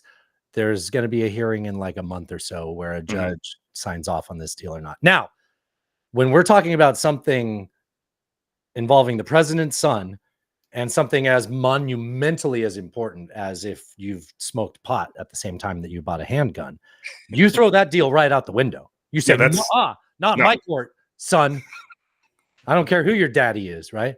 Now, So I would imagine with something like this, the judge will probably not take that deal. Oh, you don't think so? Yeah, probably. That's something. You know, Citizens United taught us, you know, corporations are people. But they too. are people, so they should be treated and like a so- person and have the yeah. ability. Yeah, that's a good point. Yeah, and they're not, you know, they're not That's nepo really- babies. So Yeah. Did you say nipple babies? nepo Good. babies. Thank God. That's an image I didn't want to make a show cover. Imagine what the CGI is going to come, or the AI AI is gonna Yeah, no, don't imagine that. I'm not gonna imagine it. This only covers the events of 2018 and 2019 when those two planes crashed in the like fall and winter. Because they didn't understand how to use the Autopilot, is that what it was? Autopilot, It was, yeah, it was like oversimplifying. If you reacted the way a normal 737 before that was, if you did the corrective procedure when you have that kind of event, it would exacerbate it, or you'd fight against it trying to correct it its own. Right. And all you had to do was be experienced in the training module of that to know how to correct it properly, which a lot of pilots have had issues where they did it the right way since then. But also a lot of pilots, when they first tried it in the what do they call it? The simulators. In the simulators, they've left and been like, oh boy, people really need to know how to do this, because I crashed like the first 3 times I had that. but so because of regulatory capture, they were able to release this new autopilot system without requiring training. Right. They were Well, pilots they could just us. We don't want our pilots to. Yeah, fight it's that totally hard. fine. It's Yeah, going to be the exactly. same thing. Yeah. Yep. Let's talk a little bit about Ukraine and NATO. I feel like some of this is still kind of up in the air, and I feel like that's Russia's way of Propaganda controlling machine. narratives. Here is Ryan Macbeth talking about how Russian simps online are trying to say that Ukraine bombed their own hospital. In context, the reason this is in our NATO segment is NATO's having its 75th anniversary, which, you know, the birthday party has been planned for a few years, and then Russia started this whole war, and now they're like, well, you ruined the party, buddy. Now we got to go have a fucking meeting. Right. There's going to be PowerPoints and all kinds of stuff. Thanks a lot. Thanks, Putin. Yeah, thanks, Putin. So the as you would imagine, Russia decided to take the opportunity right before the summit to start just bombing Ukraine indiscriminately. Yeah, they're hitting Kyiv and Yeah. And now there seems to be a debate about whether air defense system on Ukraine's side misfired or did the old S-400 trick where they shoot themselves, or misfired, but I digress. I repeat myself. That's what I meant. So here's a guy online trying to spread that information. And here's Ryan Macbeth, who's really good at calling bullshit on that kind of stuff. Destroy its own hospital with a surface-to-air missile. This came from internet provocateur Jackson Hinkle. And here's what the guy did to kind of fool everybody. He lined up a missile that was caught on video with a similarly looking missile called a NASAMS. And Ukraine is operating the NASAMS surface-to-air missile. And yes, sometimes surface-to-air missiles that are being fired at incoming ballistic missiles do fall back to the ground, although usually they're designed to self-destruct. But here's the problem with believing that an errant Ukrainian missile hit that hospital. The NASAMS is based off the AIM-120 AMRAAM. The AMRAAM missile has about a 40-pound warhead. And it's a blast fragmentation warhead. It's designed to explode into shrapnel when it gets close to its target to shower that target with fragments. This is not 40 pounds of warhead worth of damage. Damage like that would be caused by a 1,000-pound or so cruise missile. I understand why someone who supports Russia might want to believe that Ukraine bombed its own hospital. I get it. But the warhead does not match up with the damage. Please think before you post. Well done. And I mean, I've even heard people saying things like, oh, well, you know, if you look at the damage, obviously it didn't hit the hospital directly. And I would say, I feel like nobody says that when Israel, it's like, oh, clearly they hit the parking lot. It's like, hey, has anybody checked if the roof of the hospital was blue? Because that's awesome. Oh man, you're making worlds collide there, man. Call Candace Owens up. Right. He's gonna discover that in like 3 years. It's like, Sure. I've just heard about this thing about the blue lights and the blue space lasers. Just imagine how dumb you have to be to think that you have a laser that's a blue color and it won't take out blue roofs. It's like, no, it's superheated laser. It's not going to be like, that's blue. That doesn't lasers work. That's not even how colors work. That's true. Right. So on the same subject, here's a habitual line crosser video on that.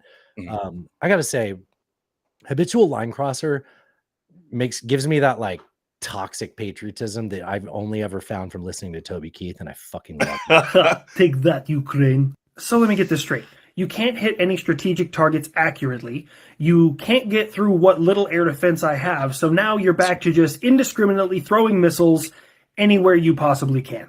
Where was your precious invincible Patriot system? In the exact same spot it was last time, where you're not shooting. Little did I know that you would just start throwing missiles at a hospital full of children. That is a lie. You bomb it and blame it on me. Wait. America's been very quiet. What? Oh, sorry, I was watching the slow, painful decay of what once was my great country, also known as my election season. What did you do now? He threw a temper tantrum and is back to indiscriminately bombing everything. And he's busy lying about everything, just like you do. Oh, you got him there. That was a good one. It's Iran. Iran, Russia, both of you are laughing stocks. Let's do this shit rapid fire. Iran. You couldn't even wait for my Navy to get there before your ship started fucking sinking. What, their flagship sunk in port. Because you don't understand things like ballast or personal hygiene. Either that or the commander of your flagship was busy on the bridge playing Star Fox and do a barrel roll, didn't finish it all the way, and now it's upside down on the bottom of the fucking ocean. Who pissed off America? And you frozen fraud. Looks like Stalin's little baby Putin didn't fall far from the fucking tree. The new test facility that you sank millions into was all embezzled, and then the guy took off, and now you're looking for him. That successful strike you had on those Ukrainian aircraft turned out to be fucking models, so you got tricked again. You've lost S-300s, 400s, and now your precious 500. So you decided that you're going to deploy the S-350, which I didn't even know was a fucking thing. I have not lost my S-500. That is propaganda. You know what? I hope you're right, because you're going to continue with this fucking aggression until I finally get involved. That's why I've been designing all this new shit. I have new things coming out left and right. So that way, when I finally go toe-to-toe with you, I'll have a nice, flashy new system that I can turn into a toddler's fucking Lego set. And we'll light up your ass like it's the 4th of July. Yeah, the Sims. Okay. You know what I mean? It's like Toby totally Keith's fucking meme. Totally. All right. He hinted at it at some point, I believe. Let's talk about the French elections. This was monumental. We'll get to our own problems soon enough. Don't you worry, guys. Here's the Economist talking about the results of the French election, which honestly was a bit surprising. If it ever loads. I'm doing a show here, Internet. Come on. And the hard right. For the hard right, that's Marine Le Pen's National Rally. This has been a huge disappointment. I mean, this was a party that in the last few days the hard right had a huge disappointment. Don't we all know what that's like, Alan? Talking about who it would name as the prime minister, who it would name as the finance minister. It was preparing to govern, and it's actually ended up in third place. This was the soft right. Shock to a lot of their deputies who were all ready for taking power. They've improved their score for sure. They're going to hold a big block of seats in Parliament, well up from the 88 they held in the outgoing. Oh, they had 88 before. It's because I thought I saw another thing was like 100 and something. So they had the races. They had the Hitler number before. They had the number already. Yeah. Racist ass French right, soft right. National Assembly, but this is not the victory that they had hoped for, and so there's a lot of disappointment on the hard right. Not only that they had hoped for, but but if you'll just like use your mouth for a little bit, it'll be fine. But that everyone had expected after the first round of the election. What changed? What happened? What happened between rounds 1 and 2 was a tactical effort by both Emmanuel Macron's centrist alliance and Mélenchon's left-wing alliance to withdraw candidates. I just saying a bunch of fucking French words with a British accent. So there was the European parliamentary elections where the hard right did really well. It's the only democratic election in the EU. The rest are appointments that come from that, right? So it's the only response that the people vote for, right? And because of that, because it's the EU parliament, people largely can treat it as a bit of a protest, right? Like I'm not getting what I want from my government, so I'm going to vote for somebody who might be more extreme in the EU government. And which we kind of do that in America, right? Like sometimes more locally. Well, you see it the opposite of that locally too. But we the biggest culture warriors get the protest vote for like Senate and Rep and House of Reps, right? Whereas if someone's running your day to day, you're like, hold on, which one of these city councilmen do I actually give a fuck about, right? So in that same sense, people kind of protest for the parliament. And Macron thought he recognized that and called a snap election to say, look, we need to cut this off at the pass. And in the first round of elections, his party he's like the center, mostly left, so center left. He got demolished, and the far right, the hard right, not, maybe that's what happened. They shot their wad early. Now of course, give it time. It all makes sense now. Yeah, now it's the soft right. It makes sense. So the hard right really performed very well in the first round. Vigorously, one might say. Quite literally the first round. Yes. And then in the second round, it's a little flaccid. And the hard left and the firm center, firm but flexible center, Alan. I think that's a good way to describe European centrists. They're firm but flexible, right? Sure. Not quite bendy, right? You don't want to get too crazy with it, but like you can squeeze it a little, and it's not going to get upset, right? And so Macron squeezed his, what did I call it? Firm center. Macron squeezed his firm center but flexible center, and he's like, listen, some of you guys got to drop out. The left is doing better than us. We don't want the right to win, so drop out of the race. To which the right is like, it's election interference. It's like, no, this is called forming a coalition. We would know something about that in America if we didn't insist on having two dinosaurs running. All right. Did I give enough background on it? Totally. The center and the left did well because they said, well, let's block the people we don't want and work together even though we hate each other. And now they've won, and they've got to figure out how to form a coalition, which people are like, I don't know if they'll do it. It's like, I think they understand what stress they're under. I think they might. Yeah, I think they'll figure it out. I mean, so everybody was this. Please say whatever you want. Just know that there will be more. Okay. So everybody was saying, that Macron made this huge mistake by calling these snap elections when it first happened, that he totally underestimated the electorate. But now it seems, it's a total redemption story. It's a little bit of that meme where the third place guy's celebrating and drinking champagne. Right. A little bit of that, except the third place in this was the soft right. Emmanuel Macron centrist. Go ahead. I was gonna say, by the way, I purposely gave you some space earlier because I think James might be able to do something. I didn't even catch it. Alliance and Mélenchon's left-wing alliance to withdraw candidates in order to make sure that the anti-RN vote, that's the vote against Marine Le Pen's party, was not split. And this was a difficult thing to achieve. It involved constituency by constituency negotiations, looking at which party came second, which party came third, and seeing if each whole fucking gangbang of the third place candidates, whether they're on the left or whether they're on the center, were prepared to stand down. Sometimes it involved Macron actually having to call his own candidates and say, please step down, let the left-wing alliance go forward and try and beat the RN. But this tactical vote in the end paid off, and it's to the extreme irritation and indignation of Jordan Bardella and Marine Le Pen. Bardella actually called it an alliance of dishonor. They were like planning who was going to be prime minister and all their like future cabinet posts, or and was it Jordan Bardella? That's sort of Marie Le Pen's like she sort of stepped aside and let him be the future for that party. But even though her understudy or whatever you call it. There we go. Yeah. She wants to be president, he would be prime minister. Yes. Yeah, he's the future for them. He's really young too. Which means this is like they're celebrating a little too much. This reminds me of MAGA 2021. Like, nope, problem's still there. I can think of one way to get rid of this, but you don't want to go through that. I don't blame you. More on that. I'm hinting at my hot take that I intend to say sometime lately, if I feel up for it. I don't know. I've got a thought that I don't feel good about, but I think I can make an argument, and I think if it comes up in our natural discourse, we got an election segment that we're gonna get. Oh, look at that! We're right there. Oh, wait, hold on. Before we leave that, did you see what they call the new left there? They call it the New Popular Front because that went so well in the 1930s. Great job. I don't like that. Yeah. There's that. A lot of people that don't like hearing Popular Front, but yeah, whatever. All right, let's do a little bit of immunity talk again. So when we did the show last week, we were sort of like, is it safe to say it is a confusing decision they made?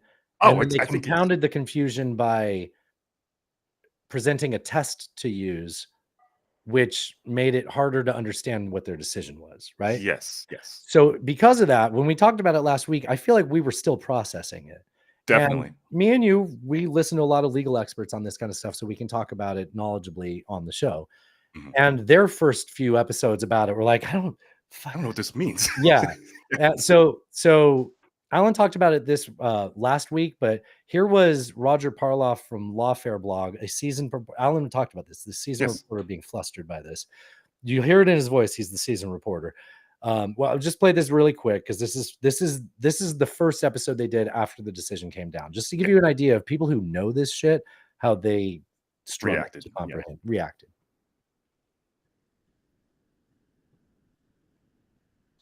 Extraordinary. It's extraordinary. I've never read a ruling. All rulings, Supreme Court rulings are on the one hand, on the other hand. Here are the principles. We need to steer a course between X and Y. This is not that way. This is on the one hand, and on the one hand, and on the one hand. And now we'll look at the indictment in light of these principles. And there's only one hand. And it's all concerned about letting the president have a free hand.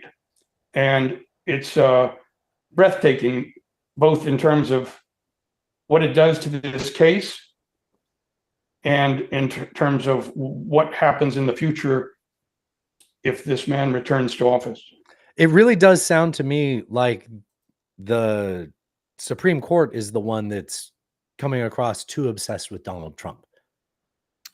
It definitely does. And given what we know about Alito and Thomas, I guess that's not all that surprising, but it's almost like it seems blatant at this point. Like it's just like it's in your face. It's impossible to ignore.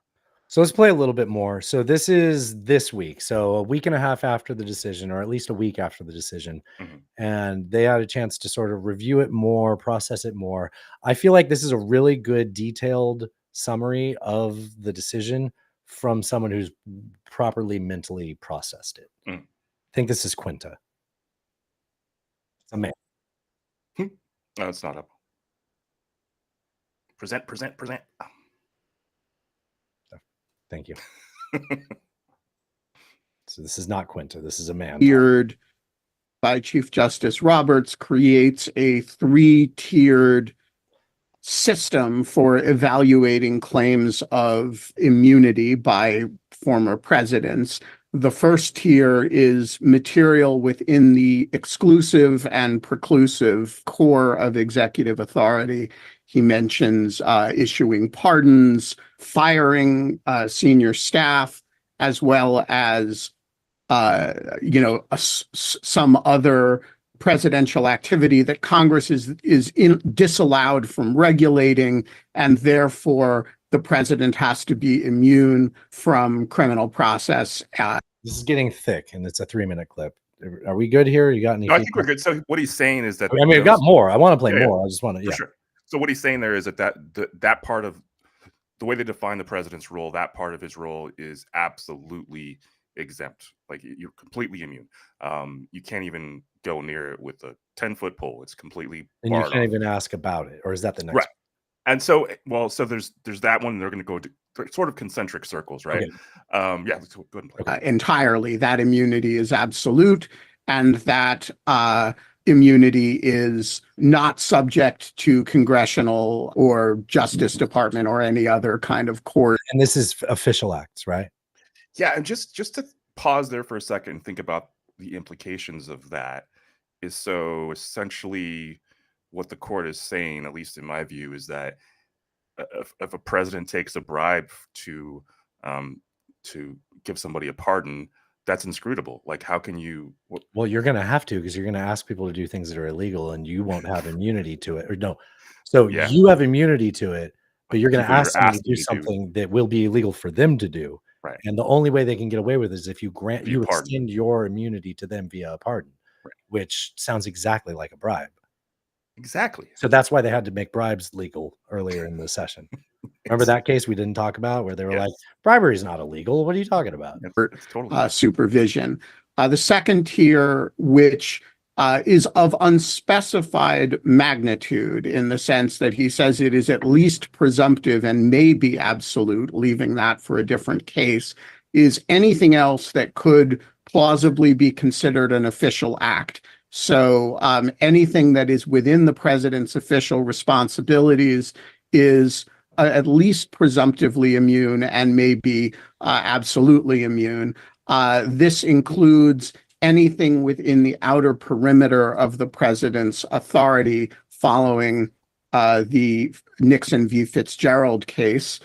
And then the final Can we just pause it right there? Yeah.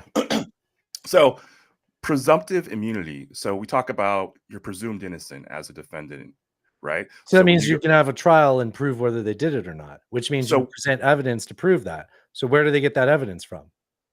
Yes, well, but back up a little bit. So, All right. so when you're presumptively innocent, the burden of proof is on the government to prove that. So essentially, if you're presumptively innocent, then every single point of what the government is saying you don't have immunity for has to be litigated.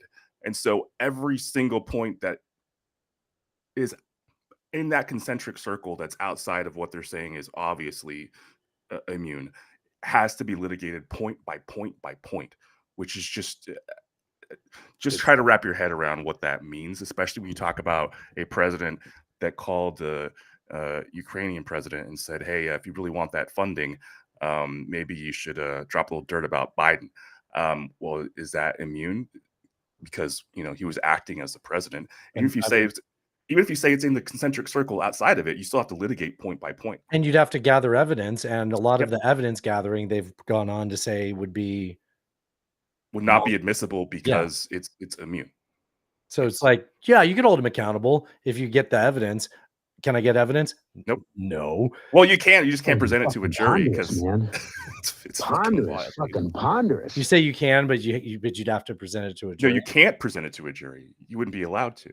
So it's better that one judge can decide it? That's president's authority following the Nixon v. Fitzgerald case. And then the final component is anything that is not official. And of course, the boundaries between categories 3 and 2 are a little bit murky. So we're not really sure what that category is, but anything that is not official, which certainly includes sexually harassing a state worker before you were president. That was the Paula Jones case, but not clear how it would apply to January 6th, is not immune at all.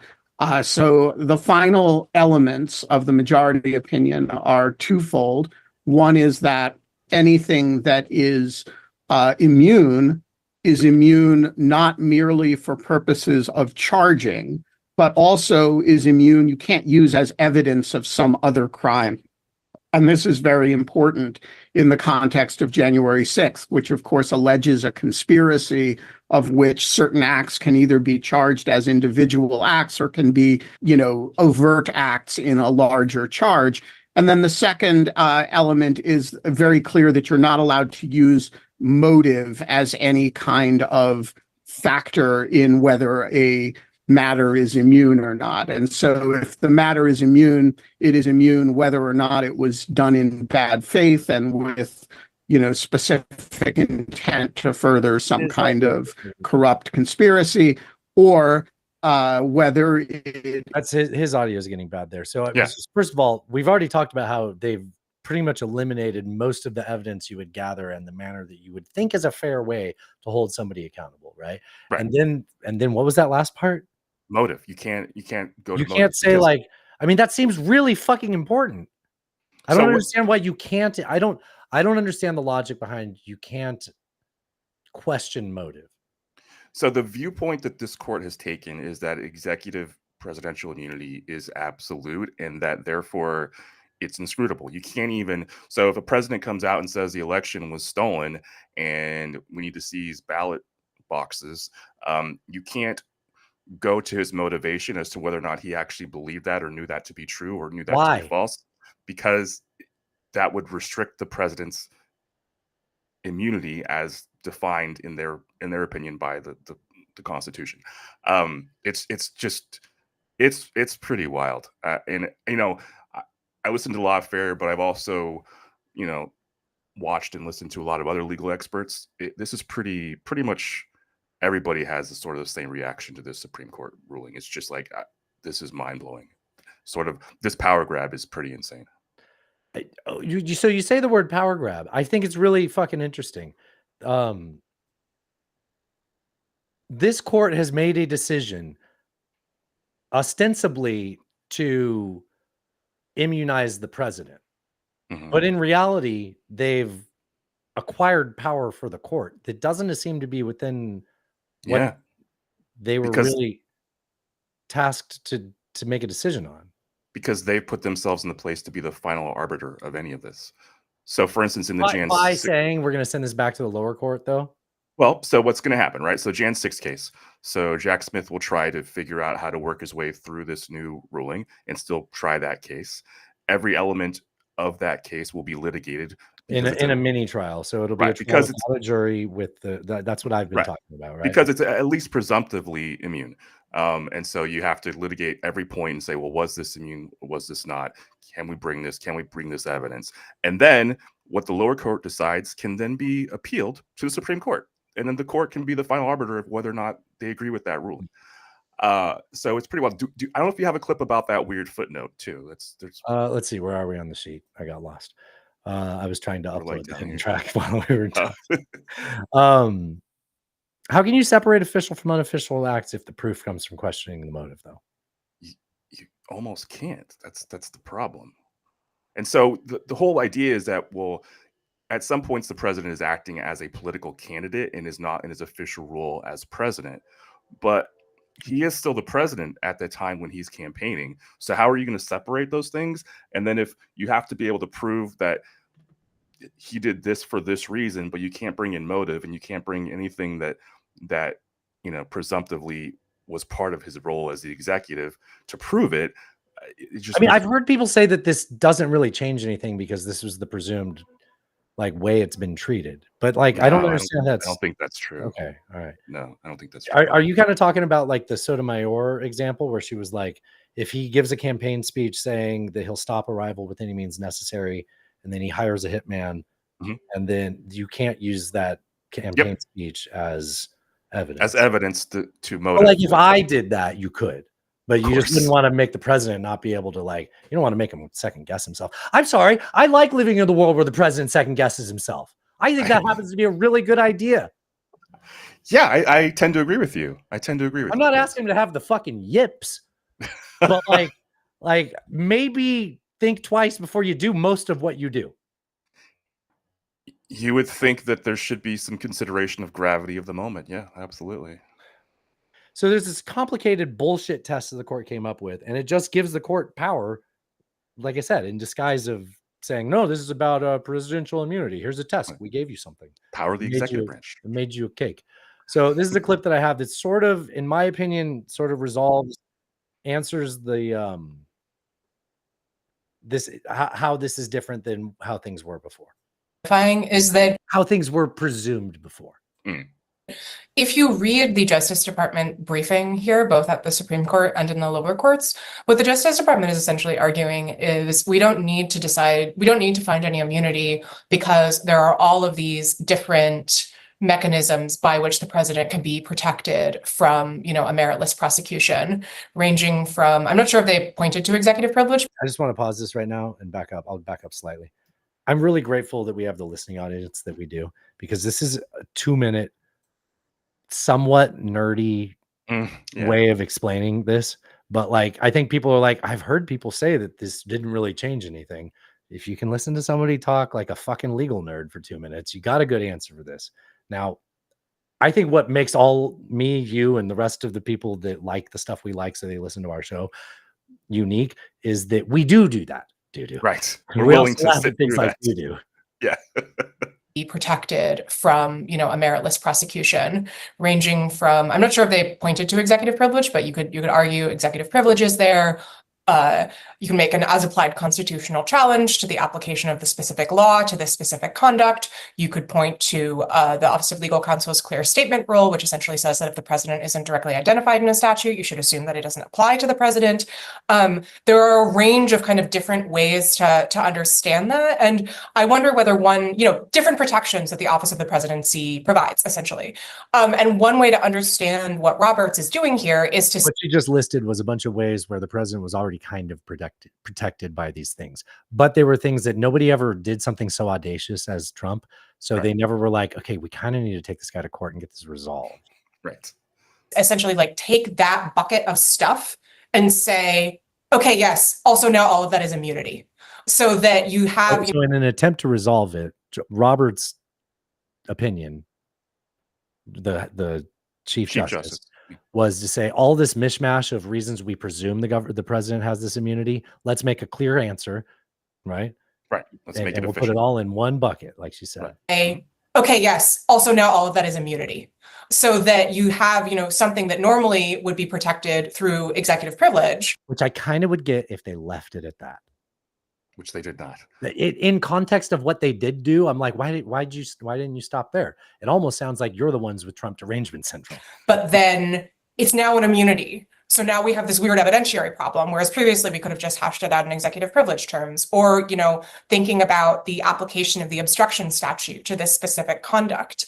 And I think that what that does for Roberts is it kind of cuts things off at the pass. It's almost like anything else where you try to ban a large spectrum of things, you're going to fuck up on the case by case examples. Whereas prior to this decision, we had case by case ways that were being litigated and proving that he committed crimes, and whoa, my TDS is flaring up. Let's put it all in one bucket and make it confusing.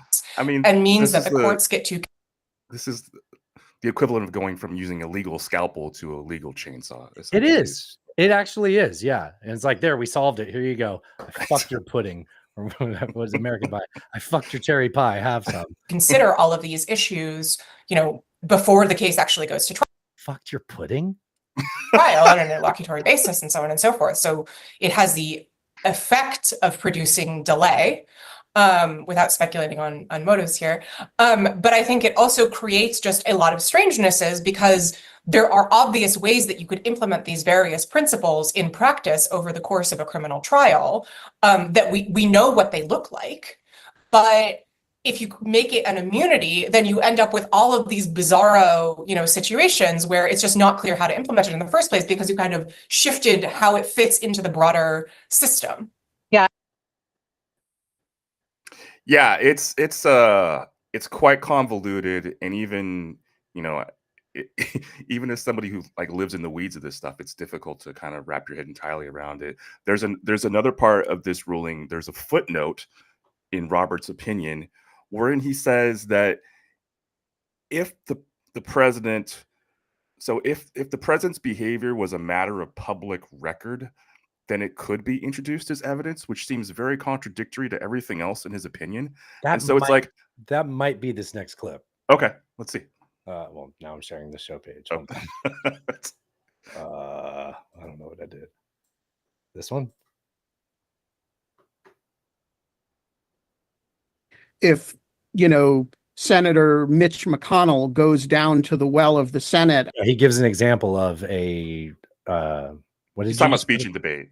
Speech and debate clause. But how are you? This is in the context of what you just said. What did you say? If it's a matter of public record, right? So he can do. Here's an example of Mitch McConnell doing something on the public record, and then maybe having actions that you can't just point to his public record speech and say that led to that. Right. Because the actions aren't always going to be covered by things they say in the public record, which you don't have to be one of the 9 best legal scholars in the country to realize that was a stupid thing to say, because obviously people do things without announcing it in public when they commit crimes. Yeah. Weird. How does a judge say something so I keep saying it. It's like they have TDS. They're so wrapped up in Trump. It is an activist court, it feels like, definitely. It does. And if this guy wins, he's going to put at least 2 more people in, right? Yeah. Senator Mitch McConnell goes down to the well of the Senate and releases all kinds of classified information. You can't use the public evidence of that, which is to say the congressional record of Mitch McConnell making a floor speech reaching, the public evidence of that is precisely what's immune. And so I don't understand what the majority is saying on this point. And frankly, it's really troubling that I think none of us understands it. And that's really troubling because this is the core of what Judge Chutkan is going to have to figure out. I also wonder to what extent. So the fact that nobody can figure out what their decision is only benefits the president even more so. Yep. And so we'll get into it a little bit more later. There's a normal president that we've had for most of our lives where they do really shitty things, but they kind of know what norms not to cross. So, like, sure, in a normal fucking world, like pre-George Bush, I'll go back that far, but we're talking about Trump. In a normal world, you can kind of rest assured they're not going to do X, Y, and Z. But now nobody really knows how to determine what was immune and what isn't, because they've made it vague by providing a murky test and saying that you can't even point to motives or evidence that would point towards why they did what they did. Am I saying that okay? Yeah, essentially the ruling is convoluted and sometimes contradictory. And so what's going to happen, at least in the current case, is that it's going to be drawn out because every single point will be litigated ad nauseum as to whether or not the president was immune from that activity. And you can't help but, I think Quinta sort of hinted at it earlier when she's like, we don't know what the motive is, but it seems like obviously this is going to draw this legal case out even further than it already was going to be. You can't ignore that fact. And I've said on the show many times, like, the Supreme Court has to understand they don't operate inside of a vacuum. They understand the political realities around them. I keep hearing people say that now. They're saying like, well, the court knows, they watch TV too. It's like, they're not fucking acting like it. They're not acting like it at all. Like, they're acting like this has no political consequences and no, we're above the fray. People say that like it's like 10 years ago still. It's not, I mean, there were things so about that obvious. court too, but it isn't like this. Yeah, no, it's Can you describe the ways that this now affects? So prior to this decision, me and you came on here and was like, there is no way for the Supreme Court to justify getting within the chain of appeals within the New York State decision. So Trump's guilty verdict in New York is now, because of this, they can come up with a way of reviewing it at the Supreme Court, because I guess they can say that they used evidence that would be considered immune now. So a couple of things. So the conversations with Hope Hicks, or Hope testimony of Hope Hicks, that the conversations that she testified to having and her observations occurred while he was the president of the United States. And talking to people that you're allowed to plan a coup with. Under right. Right. And same with his chief of staff. Remember, they said you can plan a coup as long as it's with like your cabinet. Right. So it's the outsiders in there. So the testimony of Mark Meadows, similarly, he was talking about things that occurred while the president was in office. So is that now immune because, Mark Meadows was his chief of staff and Hope Hicks was his, assistant? That seems to call that into question. Some of the checks that he signed to Stormy Daniels happened while he signed them like in the Oval Office. He was the president when he signed them.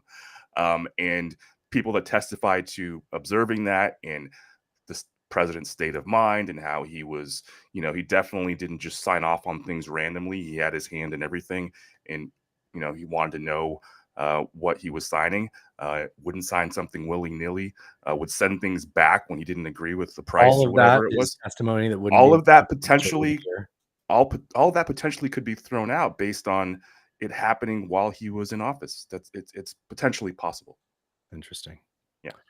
This is what we fucking deserve. Pay attention in civics. I feel optimistic about the younger kids that we know, but not the generation in general. Yeah. Weird phrase, Dustin. So I asked you that question earlier. I was like, why would anybody want to work for this person? Like, if this person has immunity and like a hypothetical president. Sure. If the president has immunity and can direct you as their subordinate to do illegal things and you have to do it or lose your job, like, why would anybody want to work for that person? Because they're part of the cult. It does kind of lead us to the whole Project 2025, doesn't it? Yeah. I mean, that's the scary part. So, like, let's say the president orders the attorney general to do something which the attorney general knows to be illegal, prosecute a political rival, something like that. The president would be immune from that because he was acting as the executive. The AG would not potentially be immune for that if it was illegal, unless the president pardons him. And then that's the only logical course that they would go down is to extend the president's immunity to the people in his cabinet. Like, in the thought process that they're having, that's the only way to, because otherwise they'll be like, well, the president can't be tied up with pardoning people for every decision he makes. And What if then he makes a mistake and then these people get prosecuted later? I mean, they got to follow the president's orders. Mark this show down 5 years from now. Yeah. I mean, so if you're a member of the military and you're asked to do something that you know is illegal, you're not supposed to do it, right? And so keep in mind, like, most of these people are brought in by the president that he's giving orders to, right? So these are people that are a part of the administration, which under Joe Biden's administration, there are a bunch of Democratic sycophants that are like, well, we believe in the institutions and blah, blah, blah. And there's a bunch of annoying ways that rubs me the wrong way.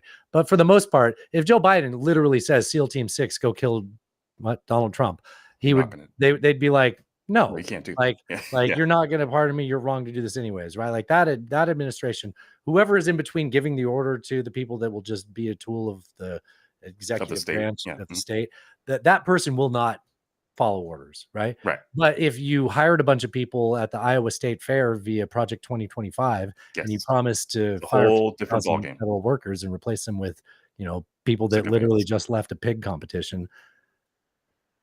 So, which brings us to Trump's favorite line. I didn't know Manafort well. He wasn't with the campaign long. I don't know. He always just says, like, I don't know these guys. I don't know. Anytime somebody gets caught doing anything, I never knew him, right? But I hired the best people. Yeah, I Best know, people. right? Yep. I don't know him. I saw him sitting in one picture at a table with me. That's the only thing I know about him. I never met this woman. I never saw this woman. I know nothing about QAnon. I just told you. I know very little. You told me, but what you tell me doesn't necessarily make it fact. I don't know him very well. I have not spoken to him much. Donald Trump's age-old, I hardly knew him defense. I don't like this lady, and they trot her out for like younger demographics. I feel like she's fine, but I don't know. Whatever. Nicole Wallace. She was Who is this? She was Nicole Wallace. She was a member of the. Oh, I hate her. She's the one that's been like. She was the one that went to the. She went to the Trump reporters dinner.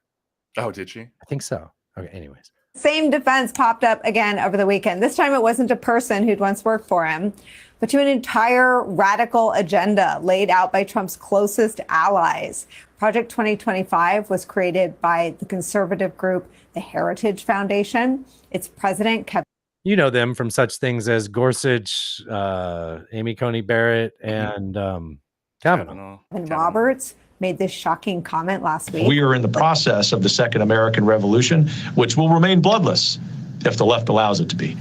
So Trump was saying nothing, just letting his victory glide after beating the brains out of Joe Biden in that debate. And he's just like at the golf course signing autographs and shit like that. All of a sudden, this guy comes out who he's clearly affiliated with, because the entire purpose of 2025 is in 2016, nothing worked well or 2017 when the administration took over, when Trump's administration took over. Like, first of all, they didn't think they were going to win. So when they did win, they're like, fuck, we got to govern. Let's get a bunch of people in here. And you hired the Rex Tillersons and, famously, he was the outsider that they had, right? And famously, Kushner went into the White House like as part of the transition team and was like, so how many of these people are going to stay over? And they're like, that's not how it works, sir. You have to hire people. Yeah. I hope you need Indeed. You need hiring. You need Indeed. So obviously he's affiliated with people like Ben Carson, Peter Navarro, right? These are all people that have been in Trump's orbit and have given him bad advice, or he's hired them. Yes. Remember, he hired Black Dr. Man to be the head of HUD. We talked about this last week. Racist ass shit. So that's Project 2025. It's they have an agenda. We've talked about it a lot.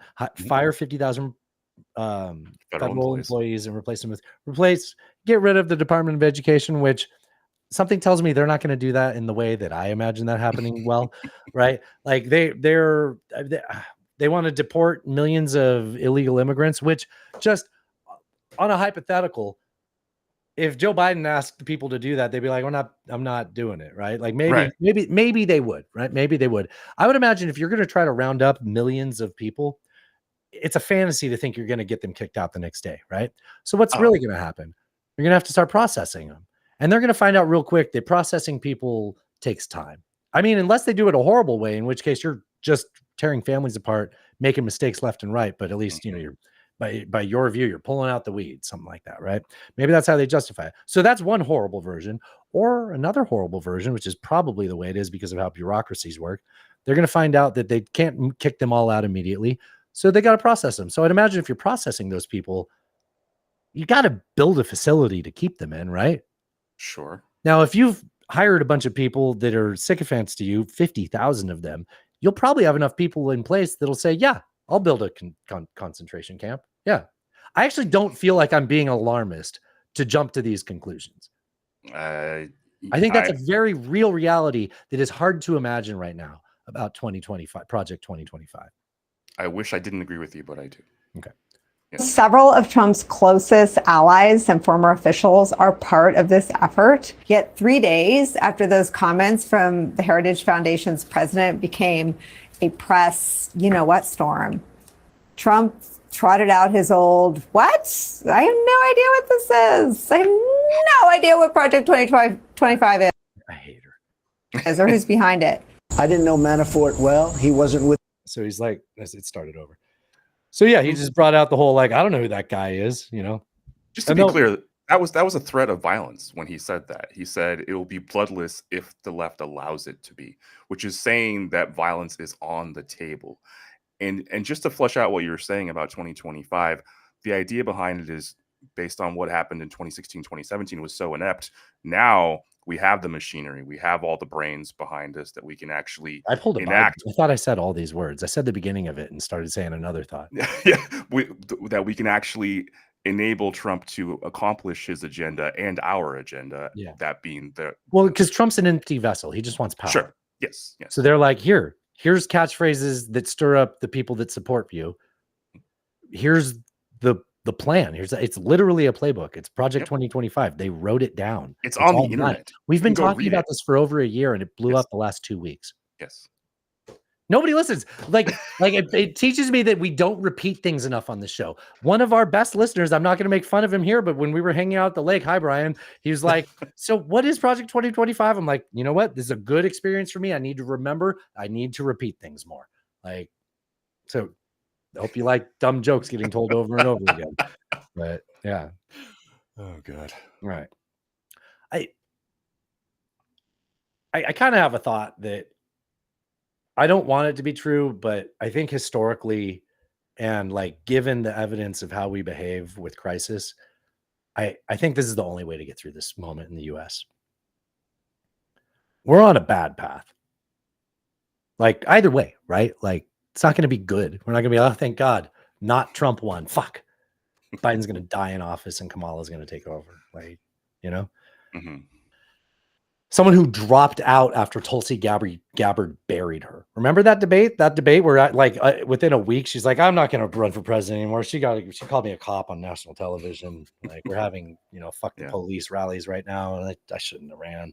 Like, and then Biden's like, well, I'm going to elect a black woman as my vice president. And then they looked around. They're like, there's only one of those.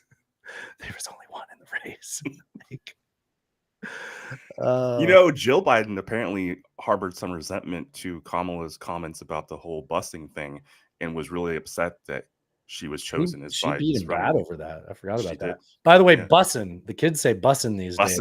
Back in my days, bussin' was what you did while you were waiting to get promoted to serving and making tips. Oh, I thought busing was, after a couple margaritas. No, that's 5. He will strap it on and take That's what happens after 5 margaritas out, which does lead to busing. I would imagine. Right. I get it. I mean, in the best case scenario. In the best case scenario. If not, something's coming up. All right. But come on. This is a very immature show all the time. Sometimes I look at all our show titles. I'm like, what is wrong with me? They're always bad. Okay. Just immature puns. Look, you know what? Sure. On the same page. We're on a bad path, but it's what we deserve. Nobody pays attention to civics. They teach it to you at the end of senior year when you're like half checked out. And if you paid attention, thank God, but you were the ones that paid attention anyways. You're the ones like people who listen to Untaken. They're like, fuck, we got to deal with the rest of these people. Like we're getting exactly what we deserve. A celebrity won a popularity contest. Yeah. Idiocracy is happening in real life. Yes. Yes. look, we saw what happened after 2021 or in 2020. Well, 2021, January 6th. Sure. And we all collectively were like, well, that's the end of that moment. No, people were like, I don't like Biden, so I still like that guy, right? Like so much that they beat out, I'm going to say the word good here, a lot of good candidates in the primaries. At this point, I don't see any way to get rid of MAGA as like what is eventually going to be a failed movement. It is not self-sustaining. The only way to get rid of this is to let Trump win. His base will not believe any of the things that we keep saying are going to happen based off them telling us. Like, we read Project 2025 a year ago and report on it and talk about it. We get called TDS. They're like, no, he's not going to really deport Mexicans, or actually I'm okay if they do that. Or, you know, he's not going to fire people. You're being an alarmist. Calm down. The president doesn't have absolute immunity. You know what? Fine. At this point, the only way you're ever going to believe it is for him to win and either commit these horrific acts or not do it, and they hate him. Right? But if he never does, we'll never be able to prove that he's going to do it. Do you understand what I'm saying? I understand what you're saying. And his fans will always cover for him until they get... Man, this is a fucking extreme, but if modern day Germany can exist after 1940s Germany and 30s, it's really going to be fucking terrible. But I don't see any other way to get through this. It's latched on too much to our national psyche. We need the national tragedy. Think about every other crisis we face as a species. Like, climate change is happening. Right. It is. It's happening. You can tell me it's not man-made. I don't even care to argue with that anymore. It is happening, and you fucking know it. Yep. You can't deny it. You aren't willing to do anything to fix it until the sea level rise and the tornadoes and the hurricanes in June. Like, that's the only thing that's ever going to make you want to fucking do anything about it. Look at economic collapse. We don't do, like, Medicare and Social Security are insolvent. The funds that keep them afloat are not functional and eventually will run out of money. And we'll just deal with it when that happens.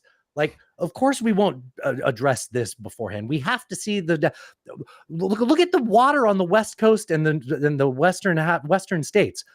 Nobody's going to give a fuck until they turn on the faucet and water doesn't come out, which is the last thing that's going to happen. First, we're going to have famines and food shortages because the farmers won't get it first.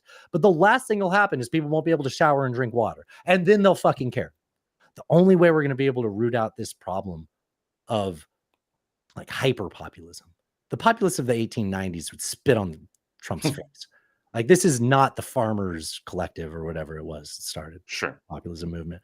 This version of populism is so fucking toxic and insidious. It needs to fail on its own and implode, and we're all going to potentially go down with it. But I don't see any other way than for him to win. I mean, like, just imagine, put yourself in 2025, Biden wins, Trump's still alive. All of the MAGA people there feel like it was robbed from them. We need to live in this country with these lunatics and watch. And then we need to learn that maybe there should be some guardrails around the president's actions and Supreme Court's ability to make decisions that affect all of us. Maybe we can move forward from this moment by making those decisions past the tragedy, but we won't learn without the tragedy, man. Yeah, I mean, also, you know, if Trump gets reelected, we'll have the best H2O again, so you don't have to worry about Well, yeah, that. he says he wants pristine water. Yeah. And you know, his environmental record was the best ever. Somebody just told me that before we got on the show. So you're talking about the debates, which nobody actually watched. They just watched highlights of, except for like 10 people that chose to suffer through it with us. Yeah. So in the debates, he's like, right before this, they told me that we had the best H2O and the cleanest water. Wow. Can you believe that? They just, right before this debate, they were like, by the way, we had the best water. Just so you know. By the way, sir, before you go out there, use both hands when you pick it up to drink it, though. Right. I mean, I completely understand your take, but I guess the optimist in me hopes that we can be better than that. But the realist in me is like, fuck, no, we can't. You know what I mean? And you know what? The good thing is, we're literally the people in the parable. Like, first they came for these people, and I didn't say it because it wasn't me. Like, we're gonna get by. It's gonna be horrible, but you know, as long as you don't get anyone pregnant. Like, you know, nobody's going to force them to have a baby. Like, you know, all the handful of shit they get into. I don't know. Actually, I forgot. You're this kind of Guys, you should see I'm drawing a circle around Alan's skin tone here. Yeah, you got to be careful. Although your last name is going for you. You do have that going for you. Yeah, and I do have a driver's license currently. So yes, there's that. All right. I did want to play this because this is there's a Republican. He's an old GOP dude who always used to have like tough GOP takes, and now he's one of these sort of like, I don't know if it's fair to call him a never Trumper, but I would call him a reasonable Republican. You know, like me, I've voted Republican often in my life. Right prior to this, I'm not proud of the Republicans I've voted for, but I've done this. So his name's Richard Painter, and which, by the way, yeah, Dick Painter, right? Didn't even think of that, but that is funny. Well, look at all our show titles. I thought of it. Bob Seska reads a quote from Richard Painter, which I find to be very Number 28, and this is what he 28th wrote. Amendment. The president and the judges of the United States courts, including the Supreme He proposed that Congress makes a 28th Amendment. President and the judges of the United States courts, including the Supreme Court, shall be bound by the criminal laws of the United States and also by financial disclosure and conflict of interest laws enacted by Congress. Sounds pretty fucking reasonable. Something that nobody's going to get behind, even though like you'd think that they would naturally be like, yes, I would like Joe Biden to be forced to do that. Yeah, not going to happen. Okay. Can I have a final thought on this since it's absolutely. 2 weeks of the immunity thing? Yeah. Can we just wrap our heads around what immunity fucking means? Like, it doesn't mean he didn't do something illegal. I'm not talking about Trump. He or she.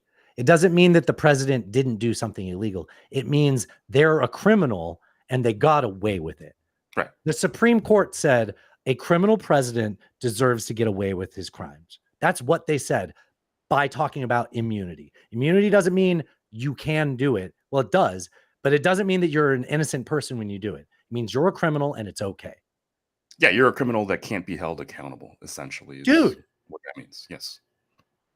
I don't think most people recognize it as that. Right. They're like, oh, well, he's innocent clearly because he's immune. He's the president. Right. Right. No, it's immunity. You still did the criminal thing. It's just, yeah. All right. Let's get into a little bit of election news.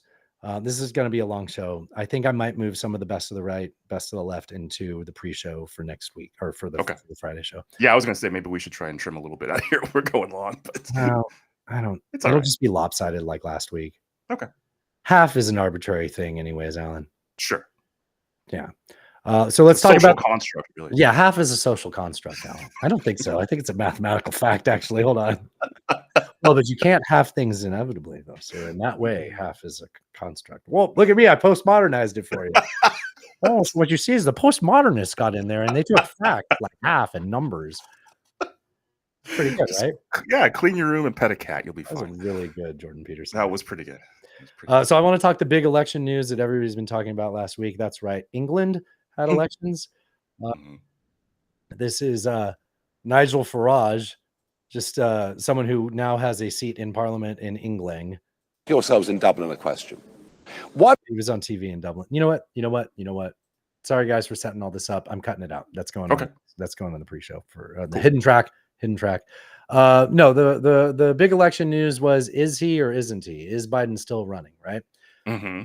So going into the 4th of July, there was a lot of inside information about like labor organizers and big donors. Let me stop sharing Nigel Farage.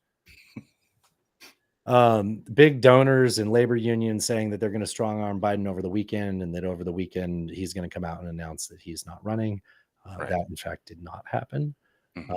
Governors met. I'm going to skip this clip. We don't have to play it. Governors met, and the governors left the meeting saying Biden is in. He's it. Biden's in it. We're backing him. And then I thought it was pretty funny because at the time, a lot of people were thinking Biden's going to, recognize that he should drop out and allow a more fit candidate to enter the race and stir some momentum, right? Sure. People are like, well, when people are polled, these people have the same number as Biden. It's like, that's reality right now. Like, imagine being excited about someone. Like, that is, people get wrapped up in things. Look at fucking Trump. Yeah. So I felt like this leaked out opportunistically. Sure. And Trump basically got to say that, like, well, Biden's going to be, here. So much. How did I do with the debate the other night? Oh, yeah. Amazing. Kick that old broken down pile of crap. Yeah. Autographs in a golf cart. It's a bad guy. He just quit, He's quitting the race. Is that right? Yep, I got him out of the race. And that means we have Kamala. So he was saying what everybody else was saying, which Biden was about to quit. So he's like, I felt like this came out Wednesday night, up like opportunistically, fortunately, God, whatever. And like strategically, he was like, yeah, you know what? I heard he's dropping out. That way they don't get half the momentum they could have got from it. You know what I mean? I think she's going to be better. She's so bad. She's so pathetic. It's so amazing. It's just so fucking bad. So I just can't imagine. But can you imagine that guy dealing with Putin and the president of China, who's a fierce person? He's a fierce man, a very tough guy. And they see him. They can't. But they just announced he's probably quitting. Good. Very good. Yeah, that's amazing. Just keep knocking him out. Huh? That's it. He takes off on his golf carts. Just golf bros, dude. Like bunch of Georgia fat boys. You really got him with that handicap thing at the end, Yeah. too, by the way. Yeah, So stupid. Yeah. Jesus. All right, where are we? CNN interview. So Biden did an interview with do you want to where are we at here on this sheet? Do you want to just move this to a half? Sure. You want to set this jack and Yeah, I'll give you a quick jack, Alan. Come back from half and then we'll do that. Okay. Let me give you a quick low. All right, but this will be quick. It's over the pants, Alan. Okay. Where's my jack? I'll pretend we're watching a Beetlejuice play. Alan, I lost it. Oh, shit. Where is I it? don't know where it went. One more undo. Oh, there it is. There it is. There it is. Okay. There. Okay, my sheet's in order. Which party do you think most believes that they'd be winning if they just ran a candidate that can walk around every fucking rake in the room? Definitely the Democrats. You think so? Yeah. You No, don't I think think that you think the head of the Republican Party is just too happy with the power grab? Yes. I think they really believe they may not be wrong. I feel like both of them wish they had like a younger governor. I don't know. I mean, when you're going up against Biden, I guess you can have an opportunity to feel cocky, right? Right. Yeah. Because I hear people saying things like, if you swap Biden out, you're trading one known problem for another set of unknowns, right? Sure. And have you heard the other stuff coming out where it's like they've already got shit in the pipeline to undermine Kamala, which like Biden, of course the Democrats would do that. They'd be like, well, people don't like the Biden administration. We'll just put Kamala in. It's like, are you fucking dumb? Like nobody wants anything related to any of this shit. Like in terms of branding, just from a branding perspective, like putting the vice president in it, like, wouldn't you expect the Democrats to be like, guys, we heard you. We're getting rid of Joe. We're putting Kamala in. Like, no, not like that. No. I mean, ideally, there would be an open convention wherein people could make their case. August. And the Supreme Court, and people are do you think the Supreme Court is going to allow them to change their ballots that close to the election? Someone's going to challenge it, right? I hadn't thought of that. That's interesting. Yeah. That's what you get for having an August convention. Yeah. Yeah, I suppose. It's funny because I see it in my media sphere is people trying to say, look, Kamala got a bad rap because of, an interview or two that she did. And, her prosecution. You think you fell out of a coconut tree? Her prosecution of marijuana users. And then having that comment where she's like, I'm Jamaican. What do you think? And they're like, she got a bad rap. That's the example they're using with? No, they're saying she got a bad rap from that. He has a bad rap from saying You think you just fell out of a coconut tree? and I can imagine what can be and be unburdened by what has been. So you're trying to tell him you have two theses here. I can imagine being unburdened by the past, but I also will say You think you just fell out of a coconut tree? Like you're saying you think you just showed up here without the past? Like her master thesis is to synthesize those two. Like if she can come up with coconut tree and unburdened as one, like she's a political mastermind. So the interview that she did where she said that, or she was asked, when are you going to go to the border? She says, I'm Rastafari. No, the other one where she was asked, when are you going to go to the border? And she's like, we've been to the border. And she's like using the royal we as in the administration has. And the reporter's like, you haven't been to the border. And she goes, well, I haven't been to Europe either. And then so she It's had not that better. kind of Not better. no, it's bad. So she had that really bad interview, and then she didn't do any press for like the next year. Like she did nothing. Yeah. And so like, she's really gotten a bad rap. She's actually pretty okay. And she Call me crazy. I want a president that's charismatic. Yeah, Like, you can actually get through those. Yeah, it's like Trump. there was a piece from the New York Times journalist about like a profile on her recently, and it wasn't helpful. Well, so the right has already been putting out rumors about Kamala's complicit in the cover-up of hiding Biden's mental decline. They don't have to win anything there; they just have to put that out there, right? Yeah. And then they can have nonstop investigations to her as the president. They're already putting out a birther question. Oh, God. Yep. I mean, of course, right? Of course. Yeah.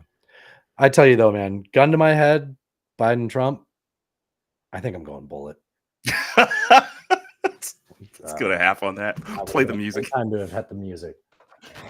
All right, I'll see you after I grab another beer. Cheers. Yes. Buddy. This is the B side of our platter, sports fans. And I'm singing just for you, covered in sequins. In the canyons of your mind,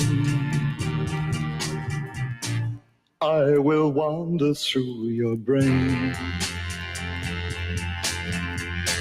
to the ventricles of your heart, my dear. I'm in love with you again. Cross the mountains of your chest, I will stick a Union Jack to the forest of your cheek, through the holes in your string bag.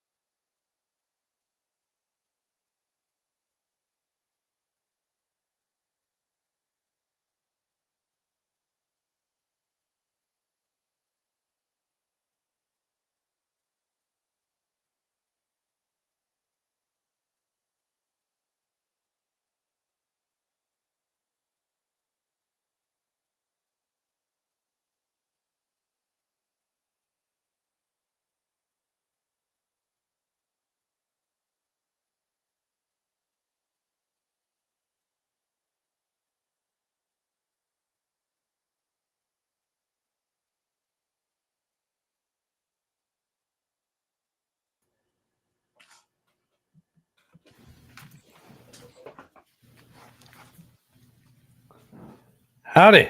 Howdy, and we're back. I brought a jar. Just in case. That's not just in case. I knew you'd say that. I got what do you call these? A growler of Nice. Wiseacre Air Bath Session IPA. Oh, nice. Yeah, it's like a 5.5. I love how they'll sell you this and they'll just put electrical tape around the lid. Like that's the fucking. If a cop pulls you over, just show them the electrical tape. It's totally fine. They have this weird law out here, or at least they used to. I haven't gotten a growler filled in a while, but God damn it, turn off already. Same. We keep this in the trunk just in case, and then I go and give it to him. I'm like, that thing can't be clean. You better wash the fuck out of that. So they have this weird law where if you have a growler which is branded by some other brewery, You they have can't to like taste what's tape. different. No, they have to tape over it. What? And then they have to put like their sticker to identify what it is and the ABV Law? and all. Yeah, Law. that's what I was told. I didn't research it. I was told that by a tap room though. Wow, that is wild. Yeah. All right. Well, let's come back from half with a fun sound. I heard this on Bob Seska's show. Always plays Rocky Mountain Mike. He does. Look, some of his stuff's just not for me, and I think it's for like an older audience, which is fine. But I have to admit that we kind of grew up appreciating that older audience. Sure. Yeah. We're not as young as we think we are. So. Did you remember watching Mr. Wizard growing up? Mr. Wizard. What? Was it like a PBS thing? What was that? I don't remember. Yeah, it was. Wait, what? You don't know about Mr. Wizard? Remember the guy who, Mr. Wizard? I mean, I can't. Mr. Wizard. He was like teach kids about science, like Bill Nye the Science Guy. Sort of. There was like this kid that would come in every episode, and he'd be like, "Here's how you like make an electromagnet, or like, prove that like a bag of gas is heavier than a bag of air, certain gas, right? Like, Okay. like cool experiments and stuff like that. Nothing. Mr. Wizard means nothing to you. It doesn't ring a bell at all. I may have seen it, but it doesn't ring a bell at all to me. Okay, let's see how old you are. What about Mr. Green Jeans? Mr. Green Jeans? That's even older. If you got that one, that'd be weird. Yeah. No, I don't remember that either. Wow. What about Captain Kangaroo? Of course. You say, of course. That's older than Mr. Wizard. Is it? Okay. Come on, Captain Kangaroo. I do that Statler Brothers song. Okay, well, you know what? I hate you. Here's the AI Trump visits Mr. Wizard. Watch Mr. Wizard. That's what all the kids in the neighborhood call him, because he shows them the magic and mystery of science and everyday living. Hello, Mr. Wizard. Hello, Donnie. Come on in. Take a look at this. Yes, what do you have there? You can see I have a dry cell battery, some wires, a switch, and a light bulb. Okay. Watch this. What happens when I close the switch and close the circuit? The light comes on. That's right. I don't understand. The sun isn't shining. Are you sure this isn't rigged? Well, Donnie, this is a battery, so we don't need the sun to shine. I think you might be thinking of solar power. You know, an electrician came up to me, very strong electrician, tears in his eyes, and he said, "Sir, it's terrible what they're doing with the electricity. No. People will go up in the planes, but then it will get dark and they'll crash." Let me explain again. He's about to do. Remember last week when we just like walked into the whole Sharknado? Like, Yes. If we were talking about electric planes, and we like spitballed and started doing the same boat sinking thing. Yes. They did this. Like, I feel very proud of myself.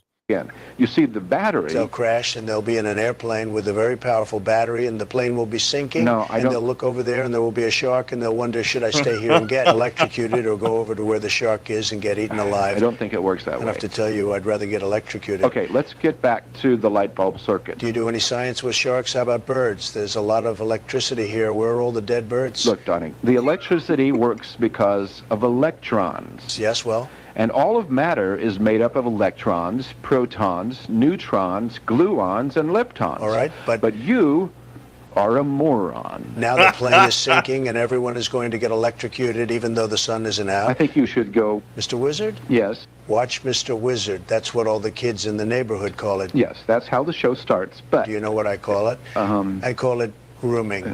Do you have an actual job? Actually stopped being funny a while ago. I'm done. Do you have an Pretty actual funny. job? I can't believe I'm so distraught that you don't know who Mr. Wizard is. I think it was on PBS. Yeah, it was definitely a PBS. I did watch PBS a lot, but Yeah. I didn't watch a lot of television as a kid, so maybe that I missed that watched window. 3 hours of cable news. I Okay. do. Yeah, I watch way more now. I don't know. Do you want to listen to? I want to. So Biden had an interview on Friday was Stephanopoulos. Yeah, something Greek. I couldn't remember. I put Papadakis. No, it's- Petros I think Papadakis. it's George Stephanopoulos. George Stephanopoulos. Every time his name gets said, Natasha goes, "He's Greek." I'm like, I know he's. Yeah. It's in the name. We kind of know. I know, but like she's Greek, so she's always like, Right. Euros. I love it. Like, you know how these Greeks are, right, Alan? Indeed. I saw Um, my big fat Greek wedding. Yeah. Well, we had a very tiny Greek elopement. Anyway, now you're making me think of how much her mom interfered in her sister's wedding. Oh, Ooh, yeah. I'm not supposed to say that. You know what? Hey. 2.5 hours in, nobody's listening. Yeah, it's fine. Here's the interview with Stephanopoulos. After the debate, we ran a poll, and every single person we polled thinks that you're a retard. We polled African Americans. They all say you're a retard. Hispanic Americans also think that you're retarded. They call you El Retardo. We even polled actual retarded people. Even they say you sound absolutely retarded. You see where this is going, Mr. President? Well, I just had a bad night. After the debate. So I just had a bad night. Where did that come from? I don't know. I think this is the point where I don't want our show to get kicked off by the algorithm. Yes, Right, we're right. sharing this entertaining and to prove that AI can fool even the best of you. That was, Yes, in fact, that's what that was a. Now you might have thought it was real. That and the Trump one, fakes actually. AI fakes. Absolutely Yeah. not real. This is an informative podcast. Okay, now here's a real one. This is a real clip. So Joe went on Morning Joe. So he did do an interview with Stephanopoulos. I didn't save any clips from. Okay. It There was were an some attempt. What? There were some bad moments in that interview. Were as well. there? Yeah, yeah. Talk about it. I mean, I thought he like I didn't hear people complaining about it over the weekend, so I thought he sort of skated by with. I don't remember the exact details of it, but there was It definitely wasn't a couple great, right? points where he Wasn't that flubbed. was that the one or is the so he also went on Morning Joe.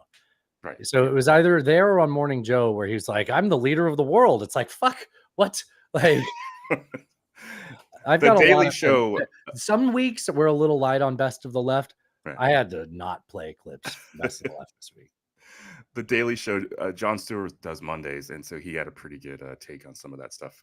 If you want to check that out, it's fun. You can find it on YouTube. So here's Joe being asked by here's Joe being asked by Joe Scarborough on MSNBC.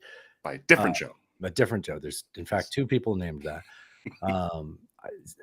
Asked about the big names that are actually it's his wife that asks him, what's her name? Mika Brzezinski. She's asking him about a bunch of big name Democratic operatives and, you know, movers and shakers and people that kind of create big names in politics, saying like, you know, we would encourage him to step down. So she's listing off a bunch of these people. And this is his reaction, basically saying, I don't give a fuck. Okay. I talked to my crackhead son, not listening to you. It's not presented. To Julian Oh, there it is. Castro, Tim Ryan, David Axelrod, David Oh, you're Remnick, kidding. Richard Haas. Yeah, I know which one you're responding to there. So when he said, "Oh, you're kidding," sarcastically, he was talking about Axelrod, right? Mm-hmm. The guy that made Obama, right? Pretty much, yes. All right. Zeke Emanuel, but they're saying that you should step aside. So what is your plan of attack moving forward? My These are plan pretty of big attack names. is to go out and keep doing their big names, but I don't care what those big names think. They were wrong in 2020. They're wrong in 2022 about the red wave. They're wrong in 2024. And come out with me. Watch people react. You make a judgment. You make a judgment. Mm-hmm. And by the way, I'm going to have all these foreign leaders here. I've been See how many times he says "by the way" in this. So it's your first "by the way." in contact with the new British Prime Minister, with the anyway. Look, the country, the rest of the world is looking, our allies are looking for U.S. leadership. Who else do you think could step in here and do this? I expanded NATO. I solidified NATO. Ask your brother about it in Poland.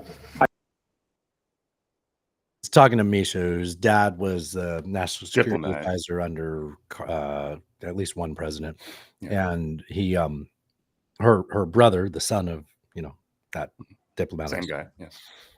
he lives in Poland, so that's why he's saying his Ah. brother, which is like I get that. Nobody listening fucking like thinks about that though, like or half the people don't. You know what I mean? Right. And he has NATO on the brain because they had a big meeting.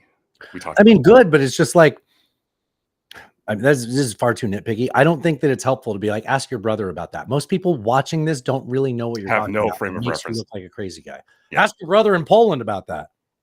I made sure that we're in a position where we have a coalition of people of the nations around the world to deal with China, with Russia, with everything that's going on in the world. We're making real progress. The Biden plan, which got in Israel for the Gaza Strip, is something that was adopted by the UN Security Council. Just like a stone skimming across the surface. Like, whether it comes to fruition, it's awful close. We'll see. G7's okay. But look, I'm not going to explain any more about what I should or shouldn't do. I am running. Did you see Mika wrote something down and then tapped his arm so he could look at her sheet of paper? Mm-hmm. Like they want to stop him. He's the president. I am running. And if you want to stop me, I wanted to ask you, it's so interesting. You talked about how, you were supposed to lose in 2020. You won. There was supposed to be a huge wave in 2022. There wasn't. In 2023, Republicans were supposed to go to Hewley. Oh, there we go. I can go right into the next one if you want. Go ahead. I would also note that it's 2024, and for some reason, the president can't be on camera for an interview. He's calling from like the worst iPhone speaker. Do you remember when Trump used to do that in 2016 while he was running? Yes. He'd always call in to MSNBC. He'd call into this fucking show. And to Fox, mostly Fox, but yeah. No, he called in. No, he was on He was on both all the time. Yeah, but that's so to me, especially that speakerphone sound. To me, that says that there's people in the room watching him and coaching him in the moment as he's having this interview. It's Operation Bubble Wrap. It's it's not helpful. Somewhere in this same interview, he said he's tired of the elites and I heard that. Yeah. Like, dog, who do you think the president is? Who do you think the guy who's been nothing but a politician his entire life is? Right. Like a career in politics. I mean, maybe I'm off base on the definition of elites, which is like Trump's favorite thing to rail against the elites too. It's like, dude, even if we take the premise that you're a political outsider, you're a fucking party boy from New York from the 80s who got daddy's money to build an empire you squandered and then, partnered up with a pillow man. And like, also you're a political outsider who was president for 4 years. So that's kind of weird. It's like both of these guys talking about elites is just like fucking. All right. I definitely put a note here to say move this to best of the left, but we're already here, so let's do it. This is in that same interview, Joe trying to convince everybody that he can do this. You assure the American people that you won't have another night like the one you did in Atlanta. look at my career. I've not had many of those nights. It was a terrible night, and I really regret it happened. But the fact of the matter is, how can you assure you're going to be on faith that can intervene on your way to go to, work tomorrow? Huh? What? Age wasn't, the idea I'm too old. Created over 15 million jobs, 21 million insured for the ACA, beat Big Pharma, relieved student debts for 5 million people, first black woman in the court. So I think I had a significant run, and that's how I'd measure me. Measure me what I've done. And by the way, in terms of my neurological capacity, I had a neurological physical as well in February. It's released. I released all my records. That's honestly, like, I hate tooting his horn, but Trump's medical evaluations were never released for 4 years in office. We never saw them. We just had Dr. Ronnie or whatever come out. We had the letter saying he's the best health of all time. He was practically a superhero. I didn't remember this, but I learned about this afternoon, and I added it to the Friday show for you in the other news. Do you remember that in 2018, a story came out by NBC that Trump's bodyguard broke into his physician's office and stole all of his medical records? No, I don't remember that at all. It feels like why did that happen? That's wow. Okay. Why would you do that? Yeah. You cannot do that, Donald. You cannot do that. All of them. All of them. And I have a neurological test every single day. Try sitting behind this desk and making these decisions. You know it. Both of you know it. They know it. I'm not bad at what I do. That's my favorite part of this whole fucking clip. I'm Joe Biden. I approve this message. I'm not bad. I'm not bad at what I do. Check it out. Wow, what a ringing endorsement. Like, you selling yourself is, hey, I'm not bad at what I do. It's not exactly inspirational. I mean, it's right up there with I did such a good job. I mean, that's pretty good too, you know. Just a businessman doing business. Yeah. I mean, I was a businessman doing business. Yeah. I did everything right and they indicted me. Yeah, it's rough, man. I mean, so there have been senators have been pretty quiet, but privately. Well, fucking Kurt Warner, not Kurt Warner. Kurt Warner? The Mark Rams Warner? quarterback? Yes, Mark Warner. Mark Warner was like, I'm going to get a bunch of senators and we're going to go up to the White House and talk to him. And then they backed down from that. Yep. There have been some more outspoken members of Congress that have come out and said, hey, I think, we should try to move on to a different candidate. A lot of, pretty left-wing pundits are saying the same thing. I'm seeing a lot on cable news, but it feels like sort of the coalition has moved in and they put up the wall and said, no, don't do that. If you do that, you're endorsing Trump. You cannot do that, Donald. Essentially, if you're not backing Biden, you're endorsing Trump. Which is like the strong arm tactic that's kept Operation Bubble Wrap going on. Like that's existed within reporter circles, right? Like, the small group of people that were allowed access to this president were too afraid to say anything, because when people like Ezra Klein or anybody else kind of was like, maybe now would be a good time to put a different candidate up instead of, like mid-July, like it seems like it might end up being like now, Yeah. Those people all got shunned, and oftentimes by fellow reporters. Yep. It's audience capture. Klein's doubled down on that. In fact, he was the one. I actually respect him more for that. I do too. When I was talking about people coming out and saying, Harris isn't that bad, maybe we should give her a chance. Part of that was from him. That was his.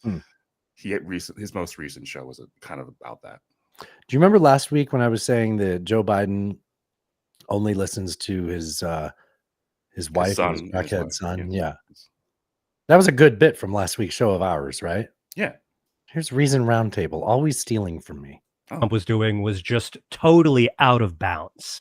It sure seems saying Trump was always violating norms and, listening to his son or daughter-in-law and son and stuff, right? And we all were like hand-wringing over that, right? Do you remember this? Right. Yes. Remember that? You remember 2020? Out of bounds.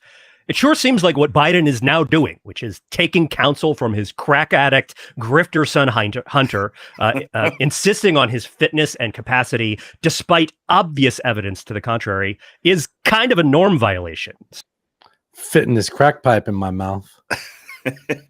Damn it. Reason Roundtable, stop stealing from Dustin. That's all I do. Like I have at least one thing per show that I lift directly from them and wrap it up with my own witty sense of humor. Do you think that when Biden said earlier that I'm not bad, do you think he believes what he's saying? Like when he says that nobody can do this better than me, do you think he believes what he's saying? I actually do. Yeah. I think that's the problem, right? I think both these guys running are delusional in different ways now, but in ways that were similar. Like Biden right now is similar to Trump in 2016, where the institution and the party is like, fuck, this is what we're stuck with. And I can't believe he made it through the pack. And that's what's here. I mean, Biden didn't have to get through any pack, but the institution is like, shit, this is what we're stuck with. If we don't back him, we're going to let the other team win. And that was exactly what was going on with Trump in 2016, right? The Republicans were like, well, this guy's toxic, but what do you want? Right. Lori? I think to even attempt to be a politician at that level, there has to be quite a bit of narcissism and like self-belief that you can be the savior. No, I think Biden genuinely believes that he's the guy. And maybe that was true in 2020. I mean, it wasn't, right? Like they fucking colluded against him.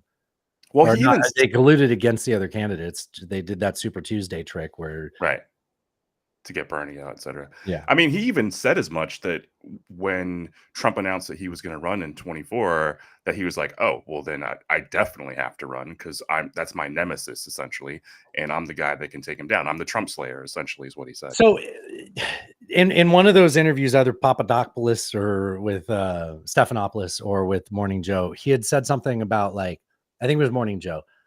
He had said something like, "I'll be happy if at the end of the day I know I did my best." And it's like, dog, we don't want somebody to get a fucking participation trophy in this race.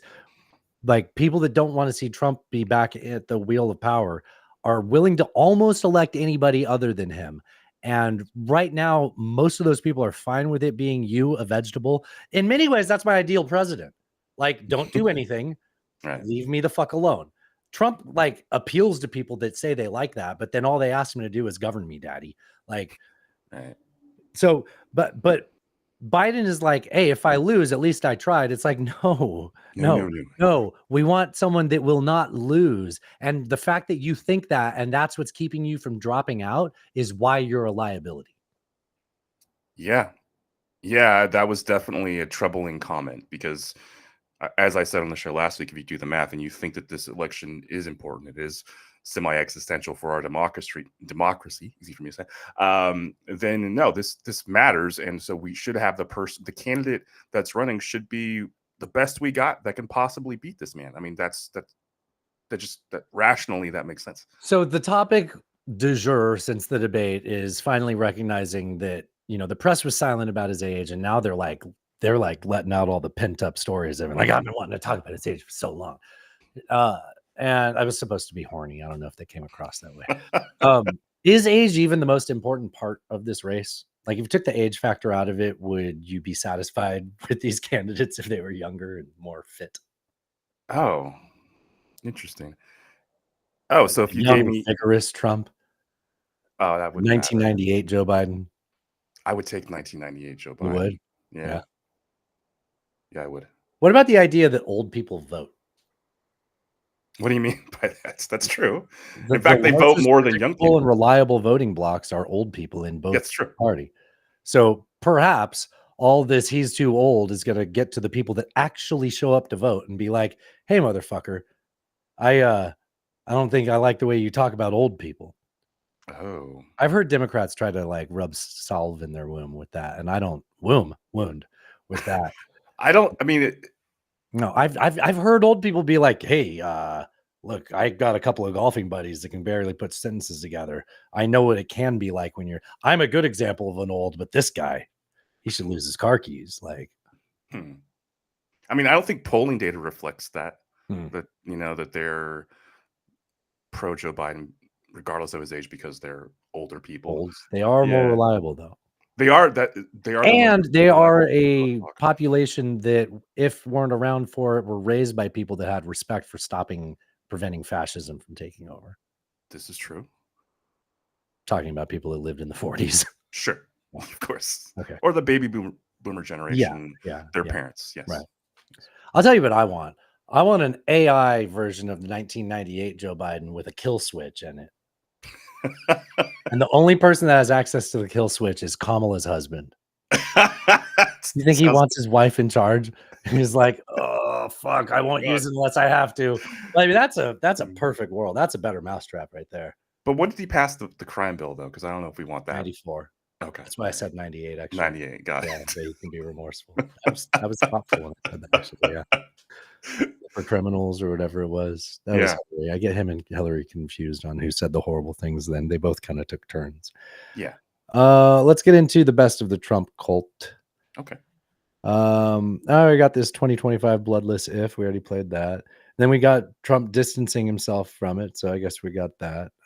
Here's some more stuff from Project 2025, since apparently I don't drive the point home enough. Here is Project 2025 dude talking about day one, January 20th, 2025, a new army of aligned and trained weaponized conservatives ready to do battle. Get it? I get it. Oh, it's not up though. It's not presented. We are going to be. I was telling you, I'll get it. Oh, okay. Prepare day one, January 20, 2025, to hit the ground running. But what we're doing is systematically preparing to march into office and bring a new army of aligned, trained, and essentially weaponized conservatives ready to do battle. Project 2020. I mean, come on. Like, they're literally telling you it. Like what? And this clip, I mean, this is 3 days old. Like, I feel like in a normal fucking world, when the organization that is providing the blueprint for the inept person to govern, because they couldn't, like every other president, manage to find people to run the government, right? Right. If in a normal world, if 3 days ago this audio was released, video was released of the guy saying we're going to weaponize conservatism, like, we'd be like, come on, this is not the way that we want to run the government that governs all of us. Like, I in fact don't want a culture war. I think it would be kind of nice for us to find a way to compromise with each other. Yeah. But you got these same people, they're judicial experts, are like, well, at some point you can't compromise. Right. At some point. But they were just agreeing with people at a cocktail party, Alan. Sure. Just Alito. They're Supreme Court justices, no big deal. Yeah. This guy looks like a completely harmless nerd, but I feel like the Imperial, like the Star Wars Imperial March music should be playing behind this. Palpatine looked pretty normal before he got all wrinkly and fair. Yeah. What do we got? You can't judge a book by its cover, Justin. You can't. No, they don't always have that big wrinkly face.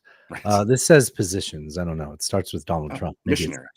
Yeah, that's what I was thinking. Oh, you know what, Alan? The president, do you and your wife ever do it doggy style? We're thinking about doing that. It's one of the ways. We have 4 or 5 ways we can do it. Why is his mouth so wet? Look at how wet his lips are. We have 4 or 5 ways we could do it. It's one of the ways, and we're thinking about doing it very seriously. Mr. President, do you...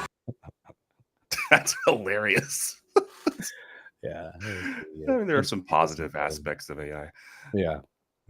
I mean, that was human. That was just asking the question. That was a real interview. Yeah. Totally. Positions. Oh, it was an old clip. Trump Bible versus here. Okay. Oh, this is an old clip of Trump being asked about his favorite Bible verses. He's being asked look at that face. He's being asked the hard questions by church leaders, I think, or evangelicals, right? It's like 1 Corinthians, wasn't it? This is, I think, the interview that. Well, no, you're still saying it. Corinthians 1. No, he said 1 Corinthians. That's right. It's 1 Corinthians, right? I can't even like picture saying it wrong because I've heard it said right. And I'm like, which wrong way did he say it? Okay. Anyways, look at that. Look at that. It's just such a great. That's a good face. So listen to how evasive he is and how he evades it in such an obvious way. Like, no honest person could listen to this. Like, imagine if they were talking about the book you live your life based on. Like, I'm treating it seriously. I'm not belittling it, right? Sure. Imagine this person's talking about the book you live your life based on. I'm wondering what 1 or 2 of your most favored Bible verses are. Well, I wouldn't want to get into it because to me that's very personal. You know, when I talk about the Bible, it's very personal. So I'm wondering what 1 or 2 of your most favored Bible verses are. Well, I wouldn't want to get into it because to me that's very personal. You know, when I talk about the Bible, it's very personal. So I don't want to get into verses. I don't want to get into. There's no verse that means a lot to you that you think about or cite. The Bible means a lot to me, but I don't want to get into specifics. Even to cite a verse that no, you like. I don't want to do that. You're an Old Testament guy or a New Testament guy? He just moves on, first of all, because this is where it's isolating the Old Testament, New Testament, and so on. But it's like, and this is the way I talk about it when I pretend to know about a movie because everybody else in the conversation knows it and I've heard things about it and I'm like, whatever, you know, if you ask me, I'll just say something. Like, that's what he's doing, but about something that's very important. And he's like, if I get through this, I'll just get these suckers to like me, right? Yep. I'll save it. I have more to say. Probably equal. I think it's. He thinks the first. Are you an Old Testament, New Testament guy? Probably. You know what? You're not going to believe it. I don't have a decision on that one. Equal. Just an incredible. The whole Bible is an incredible. I joke very much so. They always hold up the Art of the Deal. I say my second favorite book of all time. But I'm wondering what. Jesus. Like, look, man. I am not saying this. You know what? I am saying this way. You can hate me for my version of this. evangelicals are the easiest fucking mark in politics, and they have been. George Bush taught us that. I think Reagan did, but George W. Bush really taught us that. Bush really, yeah. There's such an easy mark because they're telling you they fall for bullshit. Like if you were a con man, you'd be like, well, these people believe in this. Oftentimes, like late in life, they start believing in this. Like born agains of all people are like the easiest mark. They are telling you on paper, you know what? As a mature, fully formed mind adult, I fell for this. Like, you know, and maybe I'm wrong. I tend to think that it's a good spicy take, that I grew off of, but like they're literally telling you that they're susceptible for you to lie to them and they'll buy it. They are. And those people were like, oh, okay, well, moving on from that, you don't have any verses. Understandable. Old Testament, New Testament guy. Both. You know what? That's a good answer. That's a great answer. Neither. Yeah, neither. I'm going to hold up this Bible at this Lafayette Park after a Bible. A Bible upside down. And then I'm going to sell one for $70. It's going to have the Constitution in front of it, though. So and it partnered with country legend Lee Greenwood. Right. Here's a little bit of a melange of Trump quotes, funny ones. Starts off with like, oh, inflation's so high, I can't afford bacon anymore. Melania won't buy me bacon anymore. Even I won't buy bacon anymore. It's too expensive. I said, I'd love to have some lovely bacon, darling. And she said, no, I'm sorry, it's too expensive. I have this beautiful luxuriant fucking way. Oh man, he said luxuriant. Look, it's on the text. Yeah, I see it. So I told you before he was talking about something about like lather. Remember a couple weeks ago, I was like, I can't find this clip about like lather and showering. Oh yeah. So he's talking about he likes to have a dry shampoo, luxuriant hair. I have this beautiful luxuriant hair. And I put stuff on. And I put it in lather. I like lots of lather because I like it to come out extremely dry because it seems to be slightly thicker that way. And I will do something that nobody else even talks about because they have no idea what's happening, but I do. I will prevent World War III. I will prevent it. Wait. Here's why. Big problem. Oh, it's a big problem. It's a hell of a transition there, bud. I will do something that nobody else realizes, but I do. World War III. Big problem. Big problem. Big problem. You heard about this? It's a You big heard problem. about this? You seen this? Fucking Jay Leno over here. Boom, boom, boom, boom. Let's move on to the best of the right. Dude, Mark Robinson is a terrifying man. And that's not just the xenophobe in me. This is Mark Robinson is the guy. So if you're unfamiliar with Mark Robinson, he showed up like sometime I think during Trump's term. So at least like 5 years ago, he showed up at like a local campaign event for like a city council or something. And he made a statement there that caught a bunch of people's attention. Somebody was recording and they put it on YouTube and he became popular. Mm-hmm. Okay, that's cool. I mean, you know, we should all be so lucky to get into politics. These things happen. Yeah.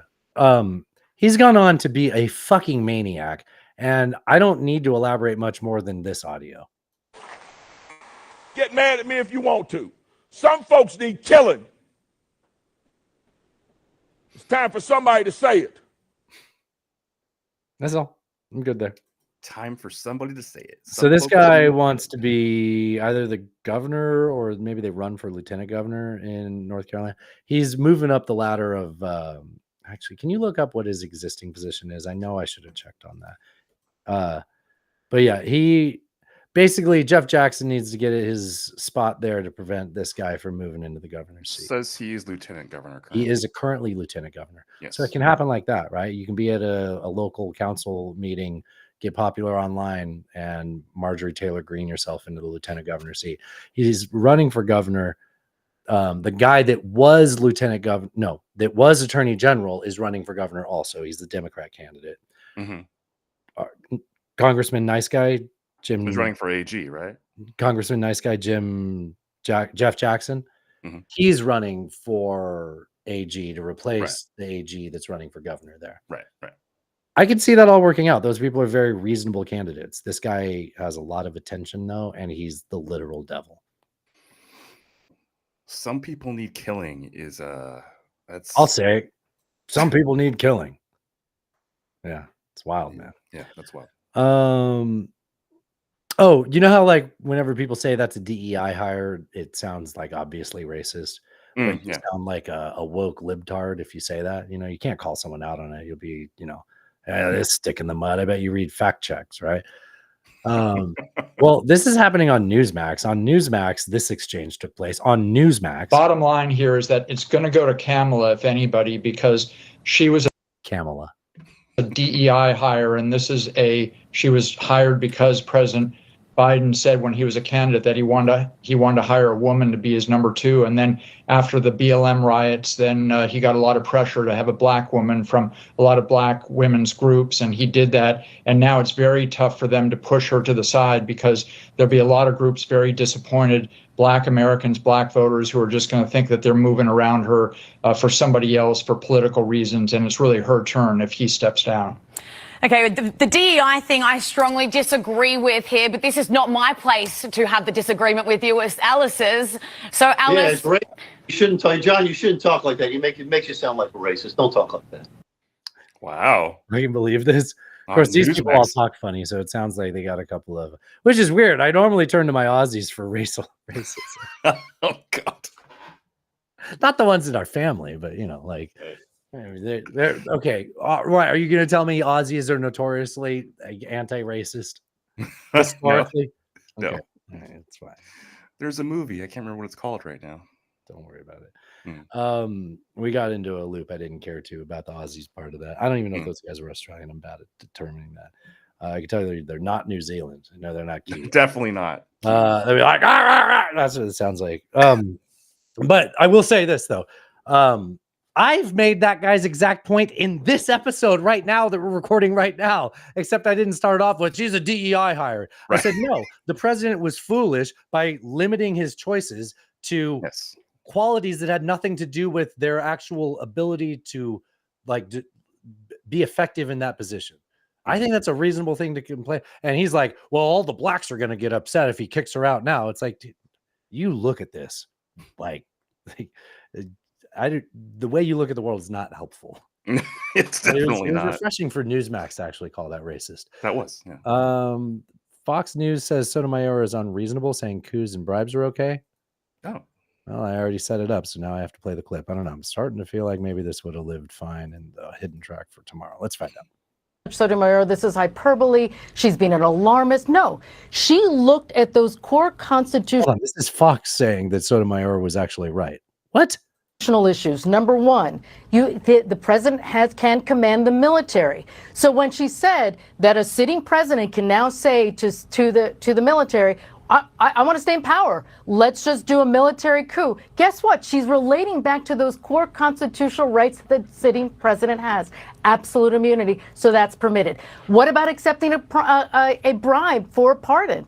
Again, someone criticizing Justice Sotomayor said, well, this is outrageous. This is crazy. This is hyperbole. She's been an alarmist. No, she's going back to the rationale given by the majority, which says that's the core constitutional right of the sitting president, and therefore that means that he has absolute immunity. That's problematic. Accepting a bribe is something that came up in oral argument, and so, for example, appointing ambassadors, absolutely an official act. It's in the Constitution, but if there's a bribe involved, to me, these prosecutions become more difficult. Saying, oh, how is this happening on Fox? My mind is a little blown right now. I don't know. Right. It's definitely not on the Jesse Waters show, but that's a good point. Yeah, but that's primetime entertainment. That's not sure. Right? Yeah. I feel like that. Speaking of judges, the biggest argument for voting against Trump is not letting him get 2 or 3 more judges in there. Can you imagine 6 judges picked by Trump? Oh, God. Actually, why do I say picked by Trump? Picked by the Heritage Foundation? Right. Yeah, he doesn't give a fuck. Yeah.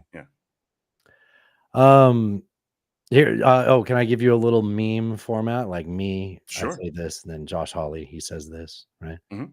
So these conservatives can't get any more explicit with their calls for Christo-fascism. Josh Hawley, you sure about that? Hold my beer. Some will say now that I am calling America a Christian nation. And so I am.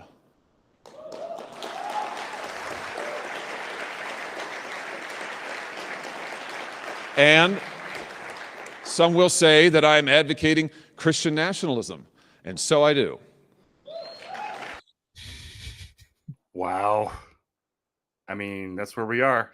2024, ladies and gentlemen, welcome. When I tell you that his version, I mean, this is the guy that 2 weeks ago or last week I said is, in my opinion, when he gets the reins of power, he's the most terrifying version of right-wing Yeah, I populism. remember you saying that. Yeah. Yes, I apparently don't repeat myself enough, though, Alan. So I'm trying to do that more. This was pretty fucking. This is pretty bad. I don't think this is the one I thought it was, though. I put one in somewhere. Stick it in somewhere, Alan. Yeah. Stick it in the counter, old man. We could have some. I'm trying to sing "Money for Nothing." So Ducey. This clip has Ducey arguing with Jean-Luc Picard, the Karine Jean-Pierre. Karine Jean-Pierre. That's it. Yeah. From what I saw, both of them look bad.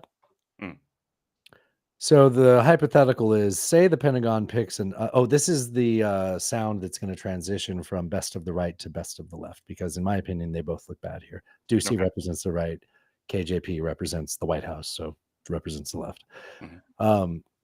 He's going to be like, so, if the president isn't allowed to talk to the media after 8 p.m. and he needs to get his, Ambien and go to sleep, or he doesn't need Ambien, he can go to sleep. He just goes to sleep. Yeah, what was I talking about? Say, well, here's the hypothetical. Well, he also said he's sharpest before 8 p.m. So say that the Pentagon at some point picks up an incoming nuke. It's 11 p.m.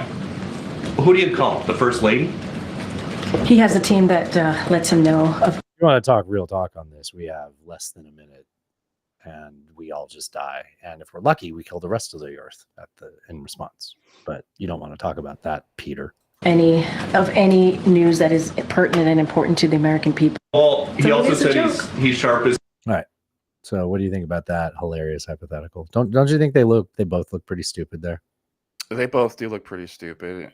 I think that the whole nuclear thing is like something that most Americans just don't want to even ponder because it's too terrifying. But I don't think that my reasoning for thinking that Biden isn't the greatest candidate to run against Trump has anything to do with his ability to react to a nuclear strike. No, because I would assume, like most presidents, they're going to sit down and talk to their advisors and make a decision based on like. And as you already said, like an incoming nuclear strike is. There's really not a lot of options. There's not a lot you can do. You can retaliate. Sure. Fine. It's an alarming hypothetical brought up to, like, that was a political activity to ask that question in that way, right? Like that was an alarmist activity to. I mean, got a lot of views, right? We're playing it here on the show. I'm sure it did. All right, let's get into picking on the best of the left. Don't worry, Joe Biden had plenty of flubs over the weekend that we will play. But there's other Democrat politicians. This is a montage of all of the times that Elizabeth Warren has told a story. You know how there's a 4-minute clip of Kamala being like, you can be unburdened by what was, what is, or whatever, right? Yeah. This is a short version of that, but with Elizabeth Warren saying something about student loans and saying yay, or getting accepted somewhere and saying yay. Yay! Here, watch. I was a high school debater and I got a scholarship to college. Woohoo! I got a scholarship to college. Yay! I got a scholarship to college. Yay! I was a high school debater and I got a scholarship to college. Woo! I got a scholarship to college. Yay! I got a scholarship to college. Debater, yes. I got a scholarship to college. Yay! I got a scholarship to college. Yay! I got a scholarship. Yay! I was a high school debater and I got a scholarship to college. Woo! Do you think she was a master debater? Or? Oh, definitely. Yeah. They if you're really good at it, they give you a plaque. Yes. Yeah. Politicians get those little catchphrases and they just, they don't let go of them. But it's like we all know how insincere they really are, but when they fucking show that when you can see it like laid out, Man, none of my clips are right. I got another clip of this is supposed to be Joe Biden saying ho ho ho, but I copied the wrong thing. So I'm going to show you more Mark Robinson. So Mark Robinson, you'll remember from just minutes ago. Yes. The turns out he is the lieutenant governor of North Carolina. Take your shirt off, and Oh, here's him say some folks need killing. Here's the video of it. All right. Well, I'm going to play it because I already loaded it. Some liberal somewhere is going to say that sounds awful. Too bad.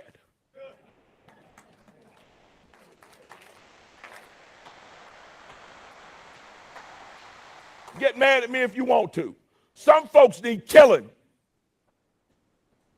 Kind of hits different when you see it. It does. He's got big cop energy. And what's You with say this? big cop energy? Yeah, big cop energy. Does. And what's with the phone on his hip? That's weird. Does he? That's hilarious. Does he have a phone clip? He has like the old man phone clip. Look, man, I might be way off on.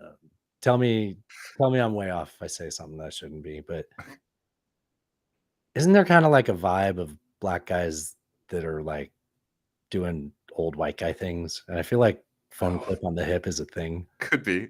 Could like, be. Am I? No, I feel you. I feel you. Yeah. Do you? I feel like there was a time where that got called corny. Mhm. Like a cornball brother was a phrase used once, and Oh, I don't know that one. You don't never heard that one? Me? No. I'm just joking. I don't know. But definitely big cop energy. Was he a pastor or something? What? It looks like he's at a church. I don't know. He talked at a local. He talked at a local campaign event and got his. Yeah, that's his whole got his career. rise to started. fame. Here's what I want to play instead. This is what I intended to play. So Biden gets invited out. Can you hear this? Yeah. This is on the 4th of July. And why are we playing Bruce Springsteen? It's not a patriotic song. Odd. It's a song about an immigrant not being treated properly, right? Yes. Okay. Listen. So just remember, this is days ago. July, in fact. Specifically the 4th of July, okay? Mm-hmm. 5 days ago.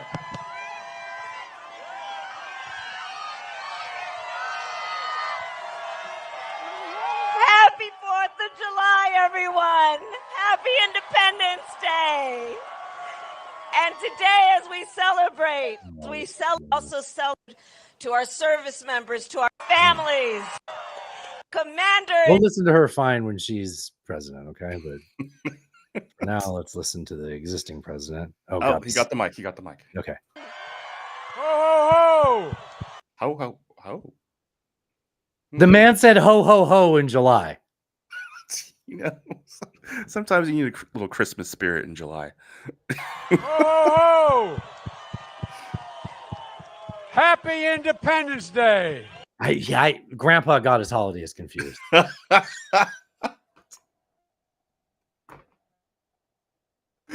That's ho, ho, ho. That's where we are. Okay. All right. You know what? So somebody showed me that on Friday. And then before the event we were all hanging out at was over, I got sent this. So like back to back. Honestly, I think this one's worse.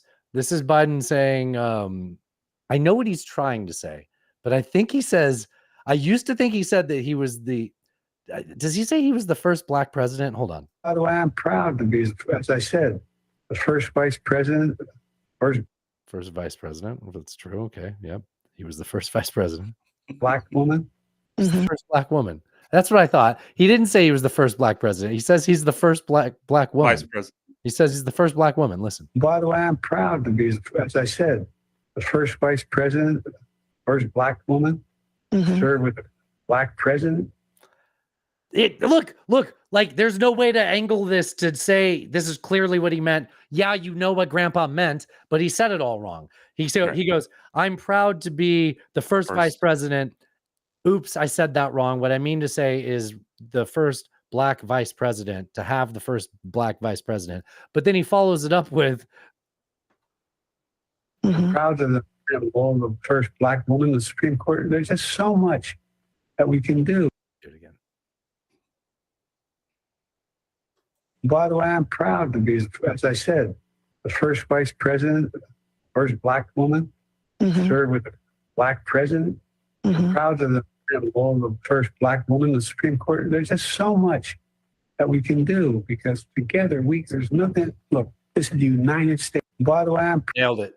I was in the first vice president, the first black woman, I was the first black woman. Well, There was commas perhaps in there, but yes. Sure. It was. write It wasn't down. good. It Write wasn't good. down. Is that what you're saying? Like, Yeah. can we go back to Telegraph? Yeah. Stop. Full stop. Yeah. They took the bubble wrap off. They're like, fine. You know what? We need to end Operation Bubble Wrap. Go talk. And he did. Hey, like he said, I'm not bad. I'm not bad at this job. I'm not bad at what I do, is what he said. Yeah. When I write my self reviews, I always put that in there. Yeah, I know. It's like you can knock it down from. This is negotiating tactics. I'm starting off high. Yeah. Okay, so this whole thing came out that I want to share, that we're all susceptible to propaganda. Mhm. And when I saw this morning, of course, it was like one of the first things I saw while I was like, after like, I try not to get on social like early in the morning, but once like I'm moving around and I'm grabbing my stuff to go out the door, I'll fire it up and watch some stuff. Mhm. This is one of the first ones I saw. By this point, I'm awake for like an hour and a half. So this was one of the first ones I saw, and this is Karine Jean-Pierre, the press secretary, arguing with someone about whether a neurologist specializing in Parkinson's disease was visiting the White House. Have you heard this story? Yes. It got reported by the New York Times Yes. that a doctor who specializes in Parkinson's has been visiting the White House. Now, that's the headline, right? Mhm. Yes. Now, a reporter is asking questions about this. Did you know that this doctor, this exact doctor, whose name is like Kennard, Dr. Kennard, which I think is another word for like a joke, I think, right? Like it's a canard. Yes. Okay. I think that's yeah. So this doctor with an inconvenient last name has actually been visiting the White House dozens of times since like 2015. Same guy. Because it turns out there's actually a lot of people inside the White House, not just the geriatric occupant that, Right. sleeps in the big bedroom. So yeah, there's people that specialize in that, and they go to the place where the people are that have those issues. They visit there. Now it might be the president, and I think there's armchair quarterbacks that have said Biden doesn't have dementia; he has Parkinson's. I don't know. I know he's got a stutter. I don't see Michael J. Fox up there. Is that Parkinson's? By the way, somebody told me they're doing a new Back to the Future, and I was like, not with Marty. I think it's Parkinson's. So it's funny that the way you set that up, because there's actually been a whole like reaction on the left wing media where they have all the dates that he was at the White House, and then they compare that to where Biden was on those exact dates. Was he like never there? Well, at least half the time he wasn't. So there. obviously he wasn't going there for the president. Specifically, yeah. Yeah. He was like, he was in Lake Tahoe, and the doctor was in. Do we have to play this clip then? I feel like we covered it. Yeah, I guess what pisses me off is that the reporter's asking this question, and it's in the article. Like everything that we've just said is contained within that New York Times article, where they say, "Oh, by the way, this guy's been going to the White House dozens of times a year, all the way back to 2015." It's like, then why the fuck are you reporting this like this? Yeah, it is odd. Yes. Gun violence. Oh, gun violence. Did you know gun violence in Chicago is Richard Nixon's fault? Oh, no, I wasn't aware. So there was a particularly violent weekend in Chicago recently, and the mayor got on TV and said this. So we cut off the pipeline of boys between the ages of 10 and 19 being either victims or the perpetrators. So, yeah, it is personal.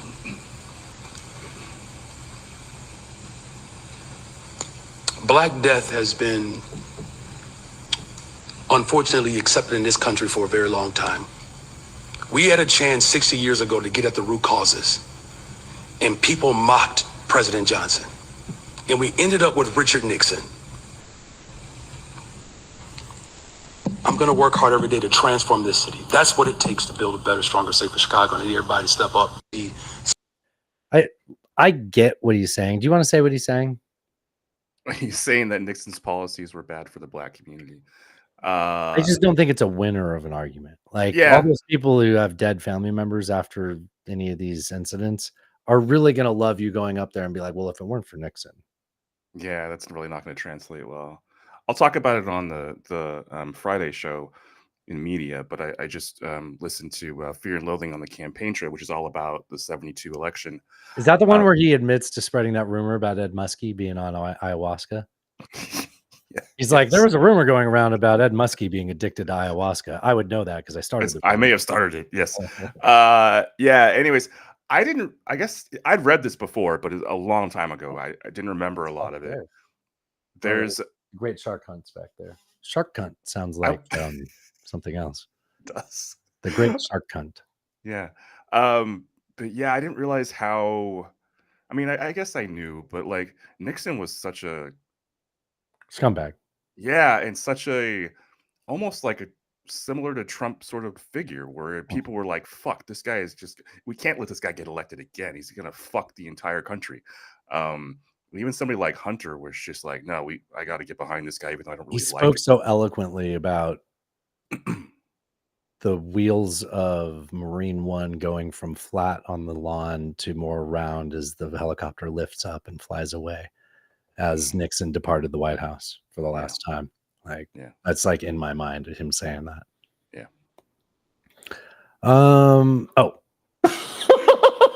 It's another battle in the culture wars. Oh, not the culture wars. They're worried about a culture war. Culture wars. Stop with the culture wars. So this loser just stands out in front of Starbucks and harasses people. Oh. Sir, can I ask you your stance on Palestine? Sir, I say, sir. He's clearly in like, I don't know New York well enough. Upper East Side. Yeah.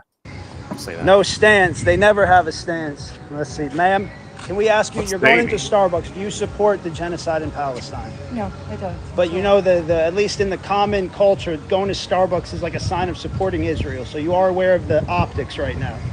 But the Starbucks is worth it. She does not care. Oh, the bathroom. Okay, go use the bathroom. Go make a mess. Do your in the common culture. I mean, I understand that is a thing that people hate Starbucks for something with Israel because we can't just be. your thing. God bless. We're so sorry. Do your thing. We're doing live PNN. Let's see. Sir, we're on live with Palestine. Do you have any message for Palestine? Do you love or hate Palestine? This guy's harassing people, right? Yeah. Like, I feel like if you were to take any of the like terms of service of these apps seriously, this guy should be reported for harassing people. I feel like he does it in the comment section too. Like, yeah. Really? Yeah, he's talking. This is the guy that I was saying I don't like. I hate. Remember last week I had the Josh Hawley clip and he was the guy interviewing and I said I hate everybody in this video. Yeah. It's this guy, PNN. It's like, yeah. I don't even follow anymore, and I keep seeing these videos. I don't know why the algorithm is shoving it in front of me. All right, what a loser, right? Like by definition, you're a fucking loser. It's a shitty way to behave, for sure. Yeah. But we're in the culture war segment. Do you want to hear something funny that's going on in Canada about KFC? Sure. What's the C stand for? Just before we get confused. Chicken. Chicken. You are right, man. You are doing great today. So right wingers are losing their mind right now because KFCs in Ontario have stopped serving pork and are switching to halal chicken. KFC and I was very interested because, as far as I know, it's called Kentucky. So he's going to make the obvious point about the chicken. He's going to make a bunch of statements about how KFC hasn't served chicken in decades. If the KFC in particular ever had a burger, they had a burger with bacon on it, and that was it. Fried chicken, not Kentucky Fried Pork. If you ever got a burger at KFC, I feel like Donald Trump would be right to deport you. And so I just went through the whole menu, the Canadian KFC and the American KFC. There's not a single pork product on the menu. Even the gravy is made out of chicken. According to someone that used to work at KFC, they haven't served pork since the 1970s. So it's something to get mad about that's not actually real. I read one comment and it said, if you buy a halal chicken, you support Islamic terrorism. It's these people are crazy. They're fucking crazy. Like you don't like gyros? You never had a gyro before? It's disgusting. We're good. It's pronounced gyros, my man. It's not pronounced. I know. I'm kidding. Okay, all right. Don't try to Natasha. I know. I realized that as I was stating. Here's Joe Rogan and Jimmy Dore defending Alex Jones. I thought this was funny. I used to like Jimmy Dore.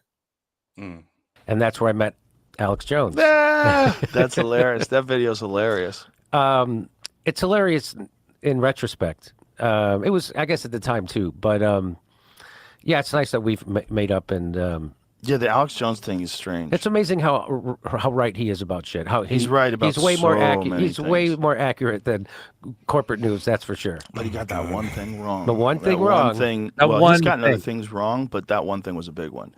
And Alan, you want to jump in here, or should we? There's a little more. that- This is your area of expertise. is. Is dissecting Jones. I One hate when thing. people buy that bullshit. I know. Because I know. as I've enumerated many times on the show here, the way that he presents arguments is where heads I win, tails you lose. It's the same thing, right? So there's this huge crisis coming. The world's going to end. World War III is happening next week. Unless we do the right thing, unless you buy my supplements, it's going to be fine. And then, oh, we averted that mass catastrophe. Thank you. You know, my audience is so great. Thank God we did that. It's utter bullshit. And it's carny shit, dude. Like, it's so obviously carny shit. And the fact that people buy into it and millions of people listen to what he says just blows my fucking mind. I agree. changed. Maybe they did. I mean, it could have been that they did. I mean, that I do think that is something that does happen.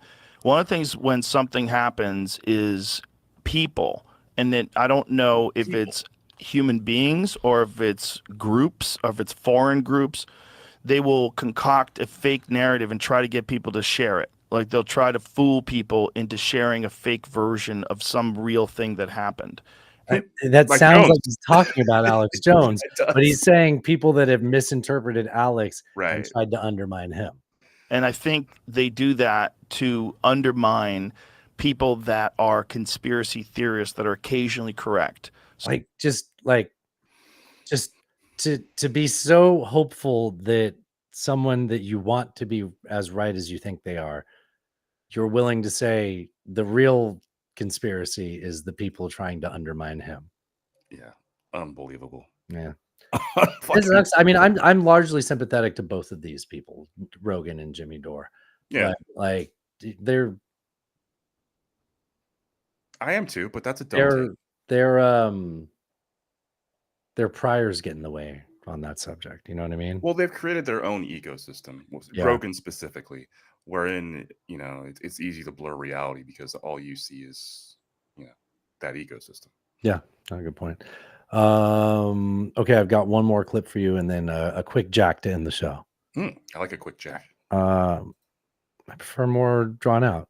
I'm surprised for you to say that you like a quick jack because you are famous for. Me and the boys are edgy. You know, I was going there with that. I did know. Okay. I like both ends of the spectrum, so it's depends on the day. James. I know it's late in the show. I don't know if you're still here, but if you're listening, James, if you're listening, Russia, if you're listening, WikiLeaks. I really don't remember. Oh yeah, this is we're wrapping up the culture wars, and I actually find this to be it's not we don't always have to have bad news. This is I think this is a positive take about like looking at the next generation and how they. I think depending on what your priors are, you either look at people talking about gender not necessarily being such a rigid construct, Mhm. and there being more of a spectrum of what, like Alan says, he likes both ends of the spectrum. Right. It's exactly how Alan meant that. So yes. And there's been a lot of tumult in our society as that sort of made its ripples across it. Yeah. And to think about people that grew up within that context, looking at people being like, well, you guys are kind of making a big deal about something that can really not be like the end of the fucking world. And you're almost, it feels like people took something that is by nature saying, we don't need to make this so black and white and then found ways to make it black and white. Then that's what we argued about, right? Yeah. Okay. It does. So kids growing up in that might not be as hopeless as we're afraid of. This is from a groomer. No, this is from a groomer. No, this is from like a teacher. I'm not sure who this person is. There's been this huge increase in kids who identify as trans, but you have to look at how they're defining transness. So they're not all identifying as binary and having physical gender dysphoria and wanting gender-affirming medical interventions. So there are a ton of kids who the way they're describing their gender identity is way more about the social part. So I have a lot of kids who identify as non-binary, but they are totally happy with their bodies and don't want gender-affirming medical interventions. But for them, it's really more like a way that they express that they don't relate with all of these societal expectations that we think of as masculine or as feminine. And they're ascribing language to that to describe themselves in a more nuanced way. But it's a different kind of kid, right, than the kids who have like that physical gender dysphoria and want medical interventions. There's been this huge increase. Yeah, that's it. So he's saying they're really more about gender roles than gender. That's what they're. Yeah, right. That makes a lot of sense. Which I feel like, yeah, I agree, right? Yeah. Yeah. I think that's it. I had a joke to end the show that I don't think it makes as much sense as I thought it looked like, or it was gonna be. Okay. I see upside down flags. Yeah, it was, but I got the country wrong. Oh. Can I tell you the joke the right way and then tell you how I said it? Sure. Okay. Did you hear there's been another Alito flag controversy? No. Yeah, they did another upside down flag. Oh, no. Yeah, the Serbian one. Yeah, but nobody knows what the Serbian flag looks like. Nobody knows. That upside down looks kind of like the Russian flag if you take the like seal of arms in it. I wrote it as the French flag because I'm the dummy and I don't know what flags are what. It is funny to say he put the French flag upside down too, though, because it's the same thing. It is funny. Yes. How about we end it with a better joke since I fucked up so bad? Okay. Right. I liked it. Oh, you did? That's nice of you. Can I tell you why I wish we'd get famous? Yeah. I just want to hear somebody do an impression of us. I feel like you're not famous until someone does an impression of you, like a shitty one, like angry, like, oh, Dustin went on there and went like me doing an impression of myself badly.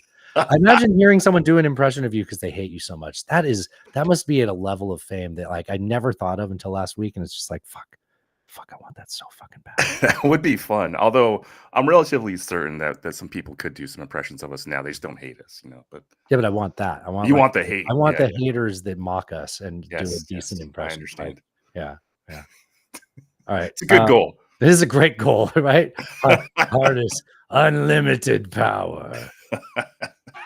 When a guy's banging you, y'all let me in his damn house. Oh, how about that? Come in the name of peace. LMFAO. So what in the world is this? Is Kevin McCarthy a moron, and if so, why? Why would you say something that stupid? I come without explanations or solutions. I'm a very sexy lady, cat turd. Fuck turd. I will not suffer this harlot. How great! An anti-American Marxist. Ted Cruz, go fuck yourself. Read the news. China is asshole. God bless the United States. Podcasting. Hey, I forgot to say it. Drive safe, bud. Cheers. See you in a couple days. See you in a couple days, dude.